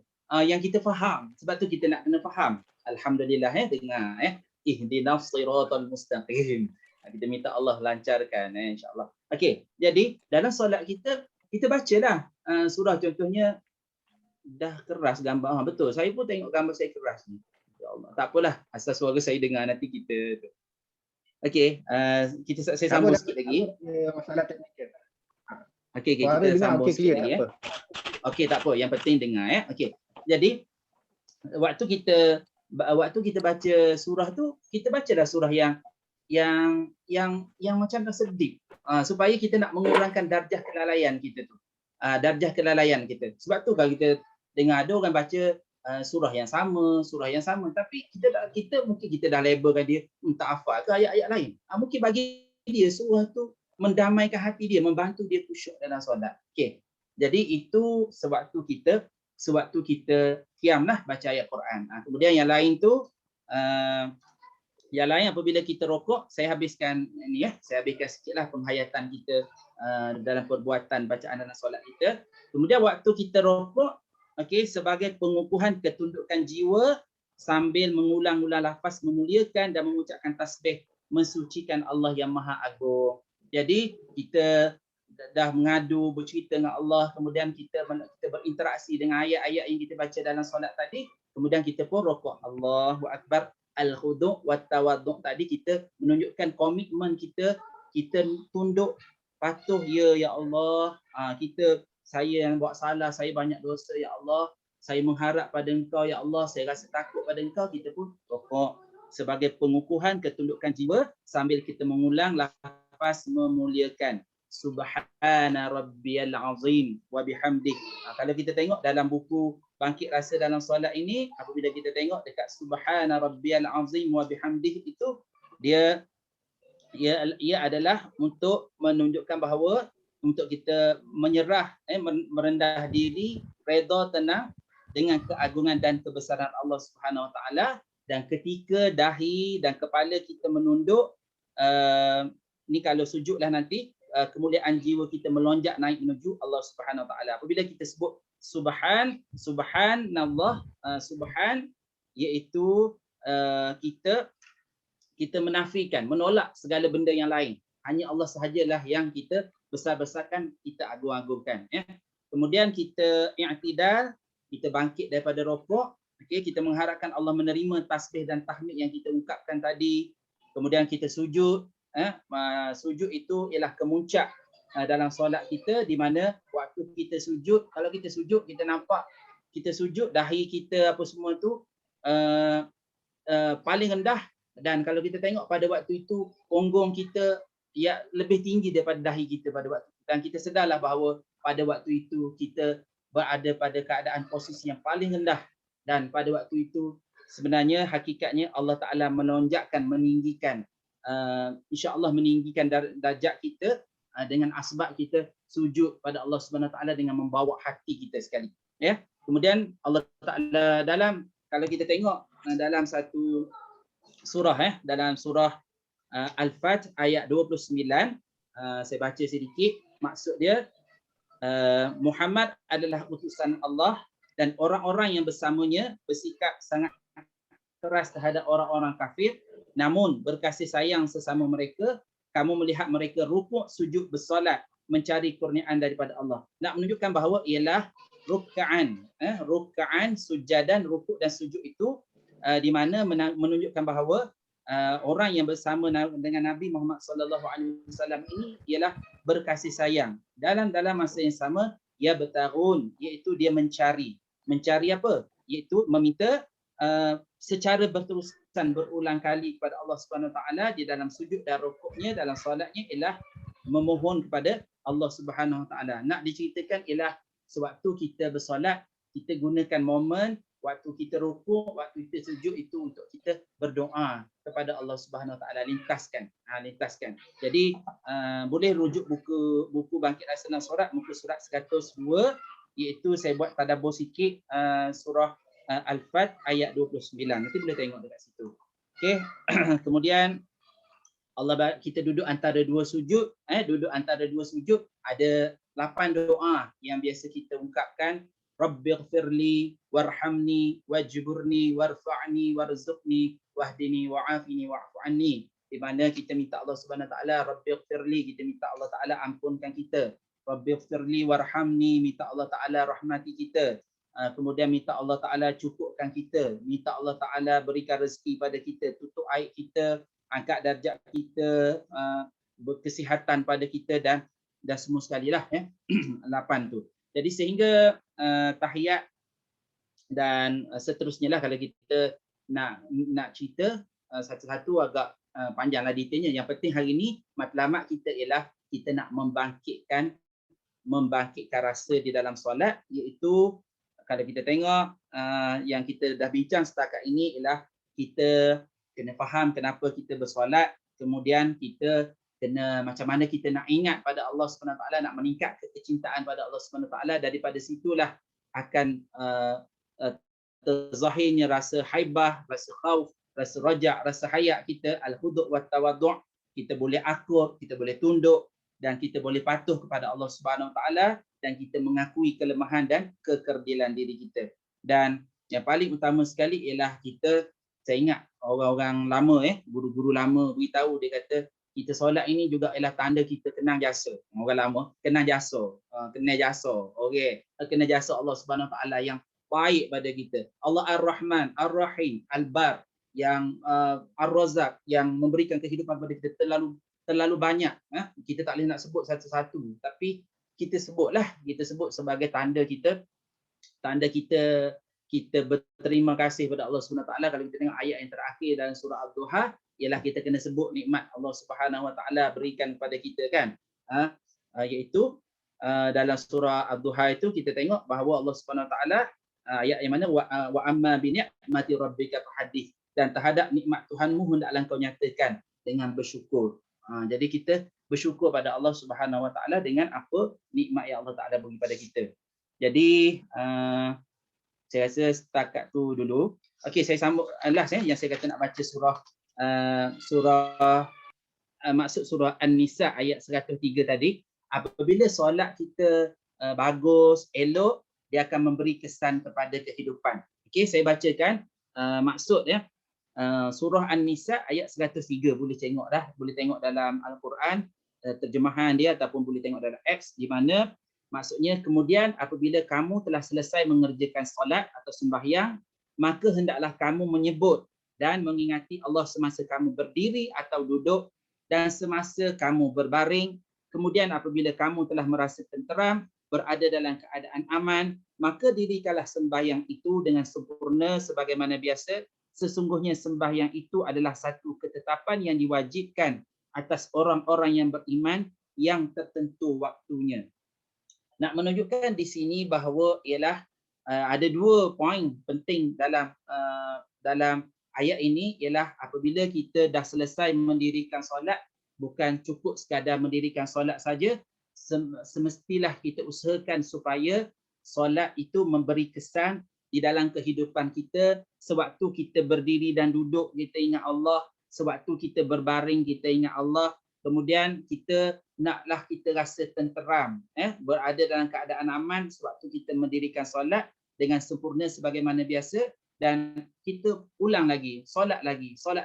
Surah An-Nisa ayat ke berapa? Ayat ke 103. Surah An-Nisa ayat 103. Okey, surah An-Nisa ayat 103.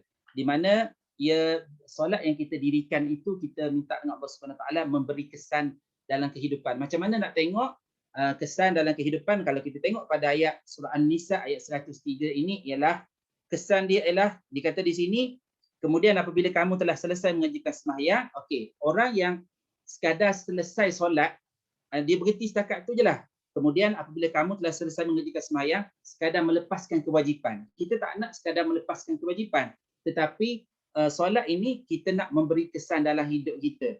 Sama ada semasa kita berdiri dan duduk kita ingat Allah, sewaktu kita berbaring pun kita ingat Allah, dan juga dalam seluruh urusan aspek kehidupan kita lah, kita ingat Allah. Jadi begitulah sedikit perkongsian pada pagi ini tentang macam mana kita ikhtiarkan untuk kita membangkitkan rasa dalam solat. kalau kita tengok pada buku Bangkit Rasa dalam Solat ini, saya ketengahkan kita tadabbur surah Al-Ikhlas. Sebab apa? Kita tadabbur surah Al-Ikhlas, kita nak tekankan bahawa Allah lah tempat, Allah lah ahad, esa, qul huwallahu ahad, Allah itu esa tunggal, dan pada Allah lah as-samad, tempat kita bergantung.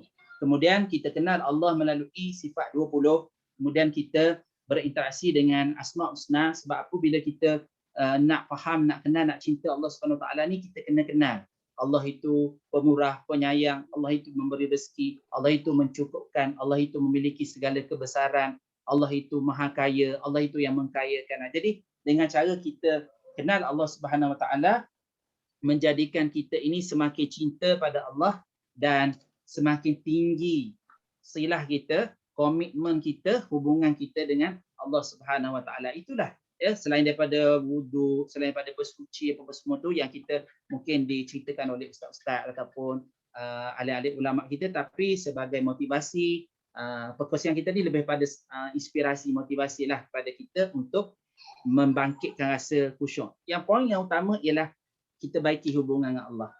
Baiki hubungan dengan Allah, dan kita kena selalu menafikan bahawa kita tak ada apa-apa, semuanya milik Allah. Semua milik Allah Al-Malik, semua milik Allah, yang Allah yang punya. Kita dengar lagu Allah yang punya, kita tak ada apa. Apabila kita rasa macam tu, kita tak ada apalah.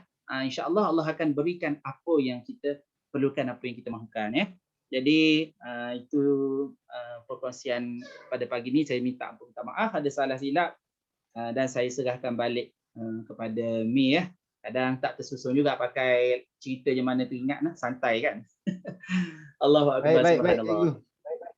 Alhamdulillah. Kita nak buka soalan dulu cikgu.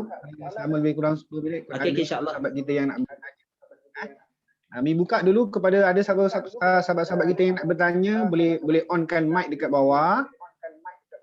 Dan boleh ajukan terus soalan kepada cikgu. Kalau tak ada, Mi boleh bacakan soalan daripada chat, ruang chat lah. Assalamualaikum. Boleh Hello. boleh bagi tahu nama dulu. Salam. Hello. Ya dengar. Hello. Dengar.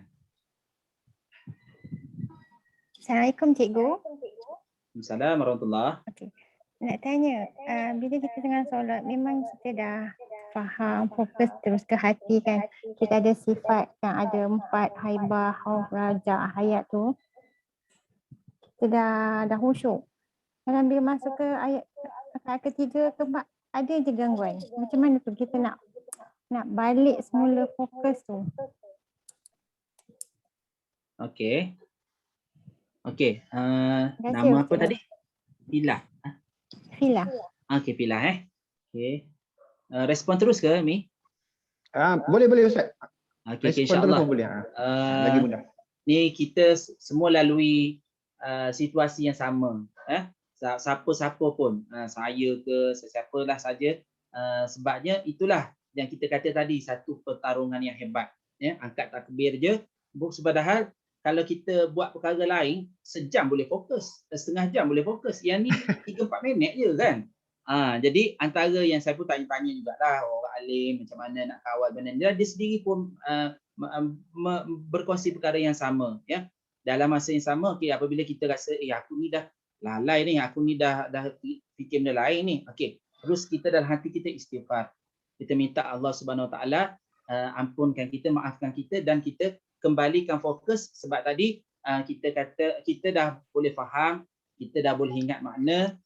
Jadi kita dekat mana kita lalai lupa. Contohnya kita tengah baca surah Fatihah lah kan, tengah baca surah Al-Fatihah, kemudian kita pun masa kita baca iyyaka na'budu wa iyyaka nasta'in, baru kita sedar, ya Allah, kita istighfar dalam hati kita, ya Allah ampun, dalam hati kita istighfar, kita minta ampun dengan Allah, ya Allah saya minta maaf, ya Allah saya lalai tadi, ya Allah bantu saya untuk teruskan fokus dalam solat ni. Jadi kita pun fokus balik. Contohnya kita sampai dekat iyyaka na'budu wa iyyaka nasta'in tadi tu, kita pun terus beritahu, ya Allah, kepadamu lah aku sembah, ya Allah, kepadamu aku minta tolong, ya Allah. Kalau kena pada waktu itu. Tapi kalau kena waktu kita rokok, biasanya kalau rokok sujud tu di mana kita tak tahu. Dia ada momen-momen dia lah. Biasanya sebab lama masa qiyam. Tapi kalau masa sujud, masa rokok sujud tu kita kena ingatkan terus. Saya ingat guru saya beritahu ialah kalau setiap kali perpindahan macam kita perpindahan antara satu waktu pergerakan solat tu, contohnya kita daripada baca surah kemudian kita nak rokok, kita pun nak rokok kan, Allahu Akbar, dalam hati kita kata ya Allah, aku rokok kerana engkau yang rokokkan. Jadi masa tu kita akan ingat, kita akan balik pada fokus kita. Kemudian apabila kita iktidal, dalam hati kita sebut sami Allahu liman, mulut sebut sami Allahu liman hamidah, dalam hati kita tahu maksudnya kita mendengar Allah mendengar orang yang memujinya. Dalam hati kita kata aku iktidal ini kerana Allah yang iktidalkan, supaya kita tak lari fokus. Kemudian kita sujud, aku sujud kerana Allah yang sujudkan, macam tu. Jadi kesimpulannya ialah kita istighfar, kemudian kita bangkit ke semula rasa berbantukan apa yang kita lafaz, apa yang kita faham maknanya, dan juga kita rasakan balik di hati. Kita menafikan apa-apa yang lain, hanya nak Allah saja. Kita mengisi semula dalam diri kita, berbantukan ayat-ayat yang kita baca tadi. Contohnya kalau kita masa kita rokok, subhana rabbiyal azim wa bihamdih, masa itulah kita terus merasakan bahawa Allah Ta'ala lah yang diagung-agungkan. Dan masa itu kita membayangkan apakah pelambangan kebesaran keagungan Allah SWT ada pada diri kita semua. Biarlah balik semula kepada Allah SWT. Itulah ikhtiar yang boleh kita lakukanlah sewaktu kita, kalau datangnya lalai itu dalam kita mendirikan solat. InsyaAllah.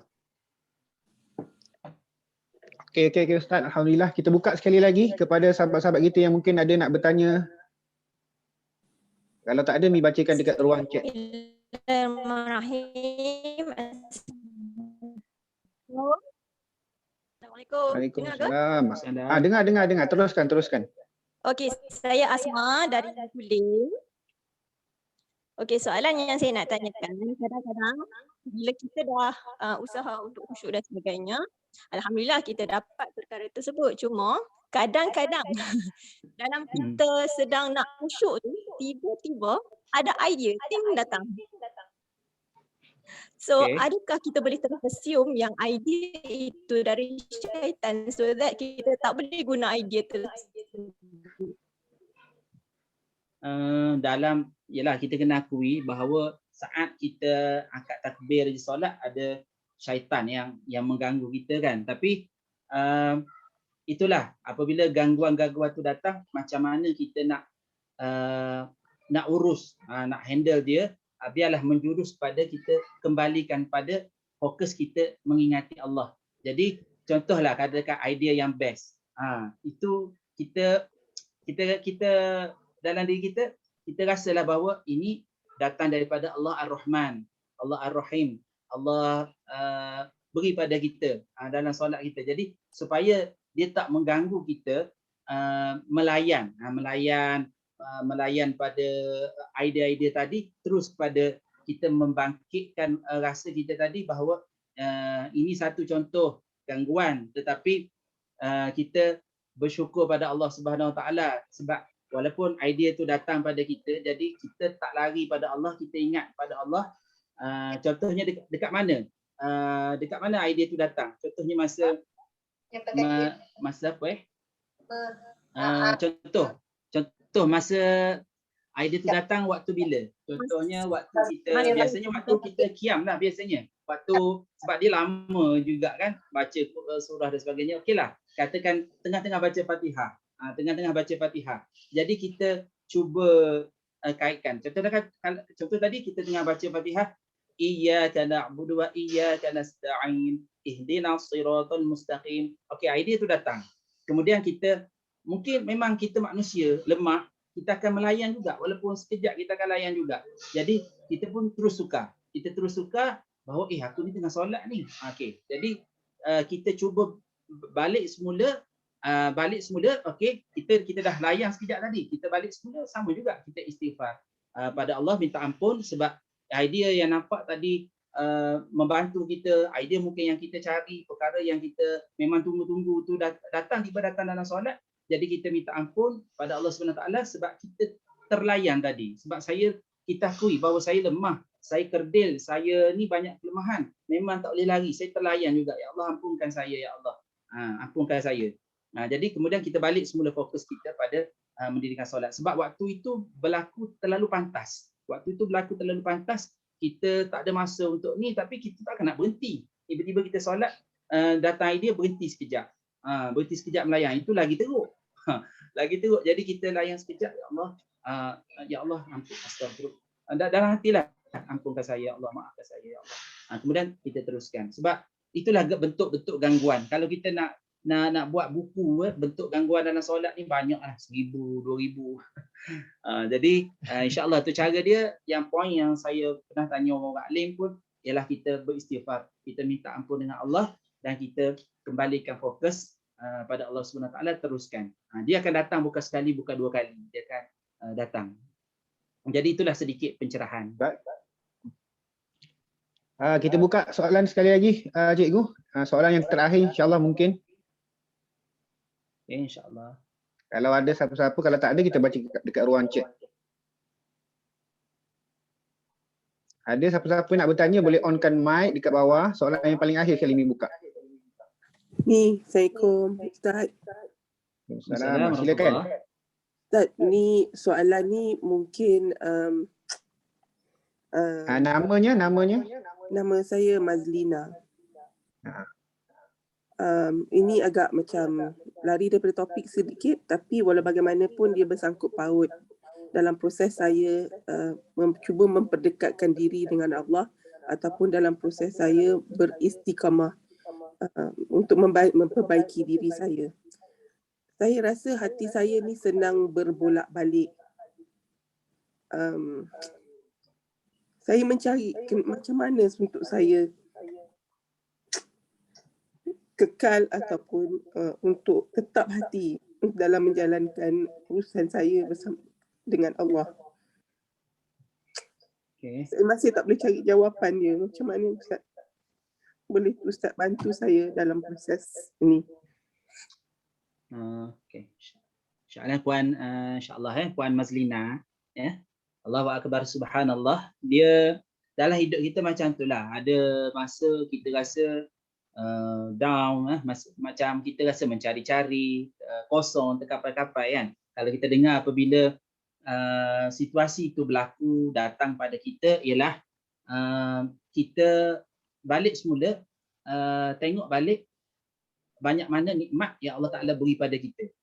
Mudah je. Banyak mana nikmat yang Allah Ta'ala beri pada kita. Jadi sejauh mana kita menghargai, mensyukuri, terima kasih terhadap nikmat. Dan kalau sebab kita boleh rasa begitu, sebab kita rasa benda yang kita nak kita dah dapat, benda yang kita banyak benda yang kita dah ada kadang-kadang. Jadi menyebabkan kita mencari. Jadi kita patah balik tengok, ya Allah, baiknya Kau pada aku. Jadi salah satu cara cadangan saya lah, kita cuba menghayati Asmaul Husna. Sebab apa? Dengan cara macam tu kita nak tengok diri kita ni, betapa Allah Ta'ala ni terlalu baik pada kita. Terlalu baik pada kita, dan yang paling penting ialah kita nak balik ke kampung asal kita, iaitu syurga. Kita nak balik ke kampung asal kita, iaitu syurga. Macam mana kita nak membolehkan diri kita balik ke kampung asal kita itu? Dan kalau kita tengok ialah apabila kehidupan kita, dia akan datang saat yang dipanggil kematian. Kita akan datang saat panggil kematian. Jadi andai kata Allah matikan kita saat ini, macam mana kita nak berdepan dengan Allah Subhanahu Wa Taala? Dalam adakah kita nak terus terkapar-kapar, nak terus mencari-cari? Jadi sebagaimana yang kita telah tengok bahawa ubatnya, penawarnya, toniknya, majunya, apa semua, insya-Allah ada pada solat dan juga pada Al-Quran. Pada Al-Quran. Cuba isi benda tu, dan kita cuba sibukkan. Sebab saya ada tengoklah juga baca, apabila Quran ni dia memang mukjizat, dia syifa, dia penawar. Cuba kita, selain daripada kita baca, mungkin kita tak rasa, cuba kita tadabbur. kita tadabbur, kita hayati, dan masa kita baca setiap ayat Allah Ta'ala tu, tanya diri kita, di mana kita berada semasa ayat itu disampaikan pada kita, dan juga apa yang Allah Ta'ala nak beritahu pada kita. Bila kita asyik, kita rancang, malam tadi, Allahu Akbar, subhanallah, ada seorang hamba Allah lah yang menggunakan buku, tak nampak buku 30 hari khatam baca terjemahan Quran yang warna, yang saya buat warna yang warna merah orange tu 30 hari khatam baca terjemahan Quran. Allahu Akbar, subhanallah. Dia seorang pegawai tinggi lah dalam pengurus kerajaan juga. Jadi dia kata dengan asbab adanya buku 30 hari khatam baca terjemahan Quran ni, dia ada aktiviti untuk dia buat, dia boleh fokus untuk baca terjemahan Quran dan tadabbur mengikut secara berstruktur. Jadi dia dengan cara macam tu, selama ni dia dah macam dah putus asa dah. Belajar jumpa orang ni, dia ajar macam ni, jumpa ni, ajar macam ni. Okey, tak apalah. Saya ni simple-simple je. Jadi kita buat, kita cuba sibukkan diri kita untuk berdamping dengan peneman kita dalam kubur. Berdamping dengan peneman kita dalam kubur, iaitu Al-Quran. Sebab kita tahu bahawa dalam kubur nanti Al-Quran adalah menjadi peguam bela kita, pada kita. Sebab hak-hak Al-Quran ni bukan hanya untuk kita baca. Mungkin kita baca, kita tak berkesan. Cuba kita tadabbur. Dan pasti insya-Allah apa yang kita apabila kita betul tadabbur, interaksi, sebenarnya ayat-ayat itu Allah Ta'ala tujukan kepada kita. Memang pun semua ayat Al-Quran Allah Ta'ala tuju pada kita. Yang kita baliklah pada dua perkara tadi, kita cuba baiki hubungan kita dengan Al-Quran, baiki hubungan kita dengan solat. InsyaAllah Allah akan hadirkan keterangan. InsyaAllah. Mudah-mudahan membantulah. Alhamdulillah. Terima kasih semua kepada yang bertanya. Cikgu, Mi nak serahkan sedikit kepada cikgu untuk kata-kata akhir daripada cikgu. Mungkin ada buku yang cikgu nak bagi tahu, ataupun program-program yang cikgu ada buat. Mungkin sahabat-sahabat kita mungkin baru pertama kali kenal, mungkin ada juga yang dah kenal lah, tapi mungkin ada juga sahabat kita yang belum kenal. So mungkin cikgu boleh bagi tahu apa buku ataupun kat mana platform yang diorang boleh dapatkan buku ataupun program-program cikgu yang cikgu buat sekarang ni. Allahu Akbar, subhanallah. Okay, walaupun tak nampak dah muka saya. Okay, dengan suara ya. Okay. Tak apa, sorry. Okay, saya teruskan. Okay, insyaAllah. Sebenarnya saya masih buat untuk program faham makna bacaan solat, 7 hari ingat makna bacaan solat, kelas secara belajar sendiri melalui WhatsApp secara percuma. Jadi boleh WhatsApp lah saya untuk masuk. Esok ada 2 grup atau 3 grup akan mula. Hari ni dah ada 2 grup. Alhamdulillah semua grup penuhlah. Saya buat melalui WhatsApp sebab menyantuni ibu ayah kita yang umur 60-70 yang biasa dengan WhatsApp berbanding Telegram. Jadi iaitu tujuannya untuk kita daripada tak ingat makna. Apabila ingat makna, okey, barulah kita usaha untuk membangkitkan rasa. Okey, itu satu. Kemudian buku macam saya tunjuk tadi, buku 7 hari ingat bacaan solat untuk ingat makna. Kemudian buku mudah ingat makna surah Ad-Duha hingga An-Nas untuk membantu kita faham makna surah Ad-Duha hingga An-Nas. Dan juga buku bangkit rasa dalam solat, dan yang baru buku 30 hari khatam baca terjemahan Quran tu memuatkan tema-tema utama, tema-tema ayat dalam Al-Quran berbentuk checklist. Jadi mengikut tema ayat. Jadi sebenarnya sebagai alat untuk membantu kita khatam baca terjemahan Quran. Jadi itulah ya buah tangan yang boleh saya ni. Dan kalau nak berhubung boleh ke FB Cikgu Razali Kamaruddin. Cikgu Razali Kamaruddin. Okey, dekat itulah Facebook dan IG Cikgu Razali _CRK. Cikgu Razali _CRK. Itu sajalah. Jadi rumusannya mudah-mudahan sedikit perkongsian ni ialah untuk bangkit rasa, cuba kita faham kenapa kita bersolat.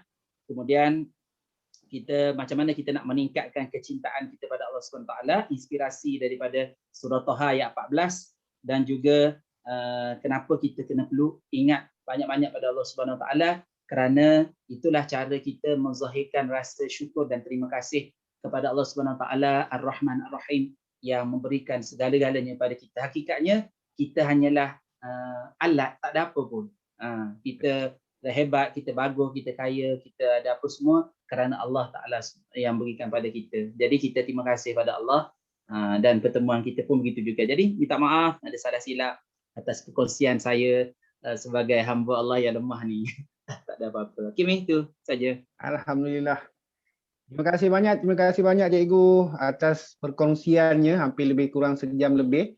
So insya-Allah nanti Mi akan cuba dapatkan link Facebook Ustaz ataupun link Telegram. Nanti Mi akan kongsikan dalam grup Bangkit Rasa Dalam Solat. Insya-Allah nanti sahabat-sahabat kita boleh terus tekan link dekat dalam grup nanti Mi kongsikan.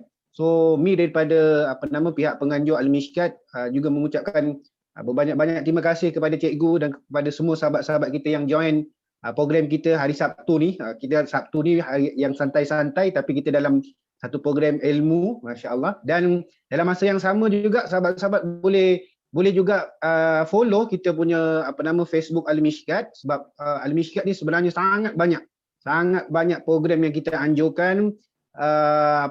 Memang tujuannya adalah untuk kita nak sebarkan manfaat, walaupun kita tak kenal, walaupun ramai sahabat-sahabat kita yang dalam Al-Mishkat ni semua orang dia orang tak kenal, tapi dalam masa yang sama kami sama-sama bagi impact, kami sama-sama beri manfaat kepada sahabat kita yang lain.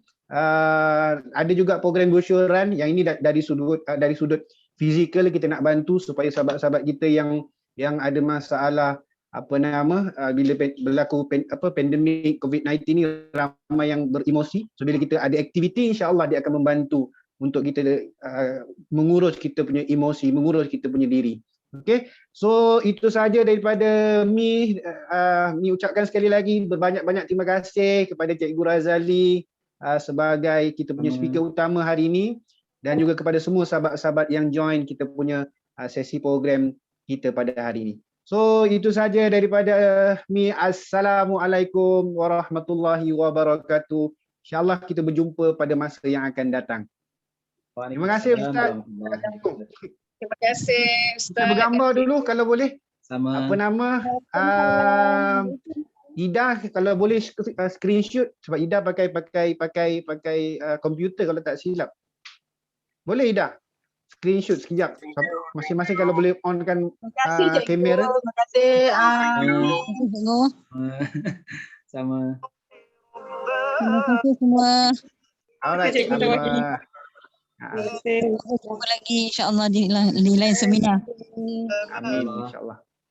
Terima kasih. Jadi seterusnya boleh tengok di FB di Telegram. Nanti saya kongsikan dalam grup WhatsApp nanti link grup semua solat link yang ada lah. Nak grup solat tu lah, grup solat. Boleh insya-Allah. Sebab saya baru dengar ni, saya terlupa pula dah terlepas. Baik. Saya tak dengar dari mula, Oh, okey, tak apa. Nanti boleh dengar balik tak? InsyaAllah sebab ada kita buat rakaman. Kalau rakamannya bagus, cantik semua, nanti kita kongsikan dalam grup insyaAllah. Grup mana? Grup solat yang antara grup 3-3 tu? Ada grup Bangkit Rasa Dalam Solat. Grup lain. Okay. Dalam tu. Okey, terima kasih. Saya rekod balik dah sebab saya tak dengar lagi di awal. Baik. Boleh tanya dengan Cikgu Razali tak sekarang? Tak tahu Cikgu Razali. Boleh, silakan. Masih ada lagi Cikgu. Ya, Puan. Ya.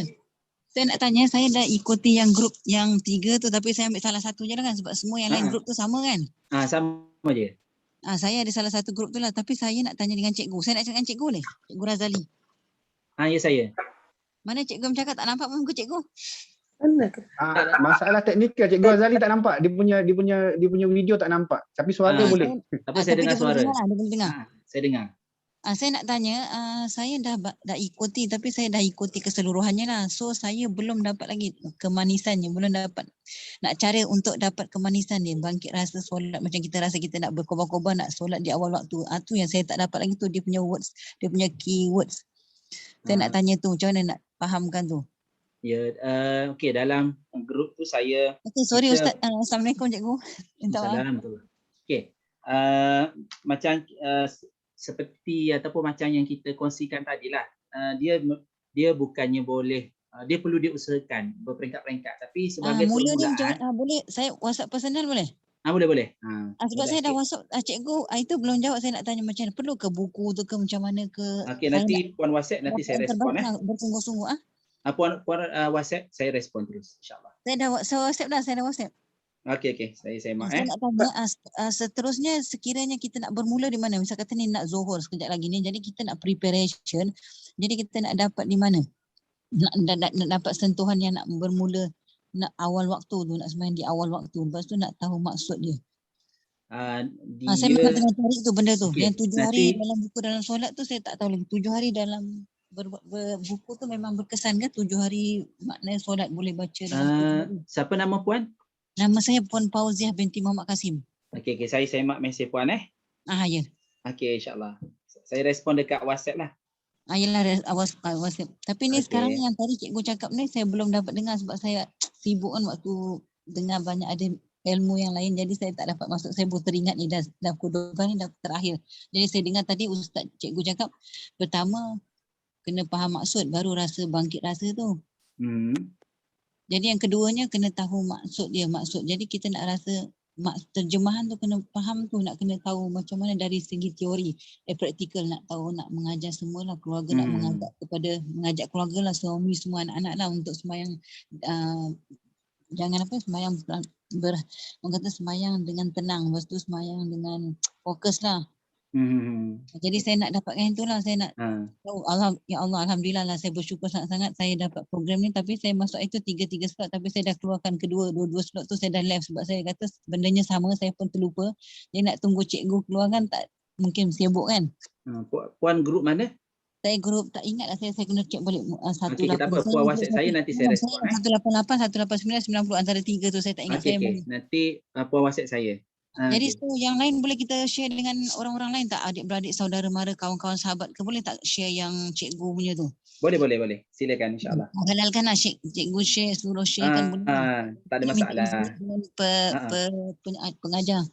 Tak apa. Terus share je boleh. Cikgu problem untuk gambar, nak tengok ni dalam gambar ni. Okey, Puan. Okey, sekarang ni saya nak tanya, sekarang bermula di mana? Saya nak bermula di mana? Okey, saya respon dekat WhatsApp Puan. Ya. Saya ni personal. Tapi sekarang tak boleh jawab lah kan sebab kesuntukan masa. Tak apa, nanti saya jawab dekat sini lah. Boleh panjang tu sikit. Sebab ni pun dia nak sorry Ustaz, cikgu, saya nak tanya cikgu yang dulu ada dengan Ustazah Asma Arun ke yang buka seminar 7 hari tu, solat sebelum Ramadan? Jiwai solatmu 7 hari. Yang program yang Ustazah Asma. Asma Arun dengan suami dia tu. Ustaz. Program webinar tu. Ya, webinar. Jiwai solatmu tu. Tapi saya semasa tu saya tak tahu, tapi cikgu 7 hari tu cikgu menggunakan buku tu buku tu dan juga buku Bangkit Rasa juga. Saya nak tahu sebab tu saya masuk seminar tu, lepas tu saya tak tahu tiba-tiba grup tu tak ada. Dia kata boleh tengok sehingga bila-bila sampai keluar, kecuali kita keluar grup kan. Ada lagi Puan tengok dekat Facebook. Saya pun tengok masih ada lagi. Cuba Puan semak dekat. Tekan macam mana? Semak. Dia ada link dia. Bangkit Rasa dalam solat. Gini, Puan WhatsApp saya, nanti saya tunjukkan. Yalah, okey. Sebab saya memang masuk tu, saya nak tengok balik. Allah SWT, saya kata dah tak ada. Dan Ustazah Asma pun ada buat ulangan untuk yang slot dia tu. Ya, boleh tengok bila-bila kan Ustaz? Memang boleh tengok bila-bila. Yalah. Tak apa. Jadi cikgu dari mana? Dari Pahang kan? Saya dari Pahang. Mana? Cenor. Cenor. Cenor, Pahang, dekat Maran. Ya, Maran. Suami saya selalu pergi Maran. Dia kerja bahagian Fikrah ni. Okey Ustaz, sesi kita dah habis, so kita nak tutup lah kita punya sesi ruang Zoom. Nanti boleh terus direct dengan cikgu nanti. Okey, Puan Fauziah. Okey. Terima kasih. Ustaz, terima kasih banyak. Assalamualaikum. Okey, sama. Terima kasih Azmi. Terima kasih. Okey, sama. Okey, itu saja. Assalamualaikum. Sebab kita nak tutup dah sesi Zoom ni. Okey, minta maaf banyak-banyak. Terima kasih semua. Assalamualaikum. Waalaikumsalam warahmatullahi wabarakatuh. Sama.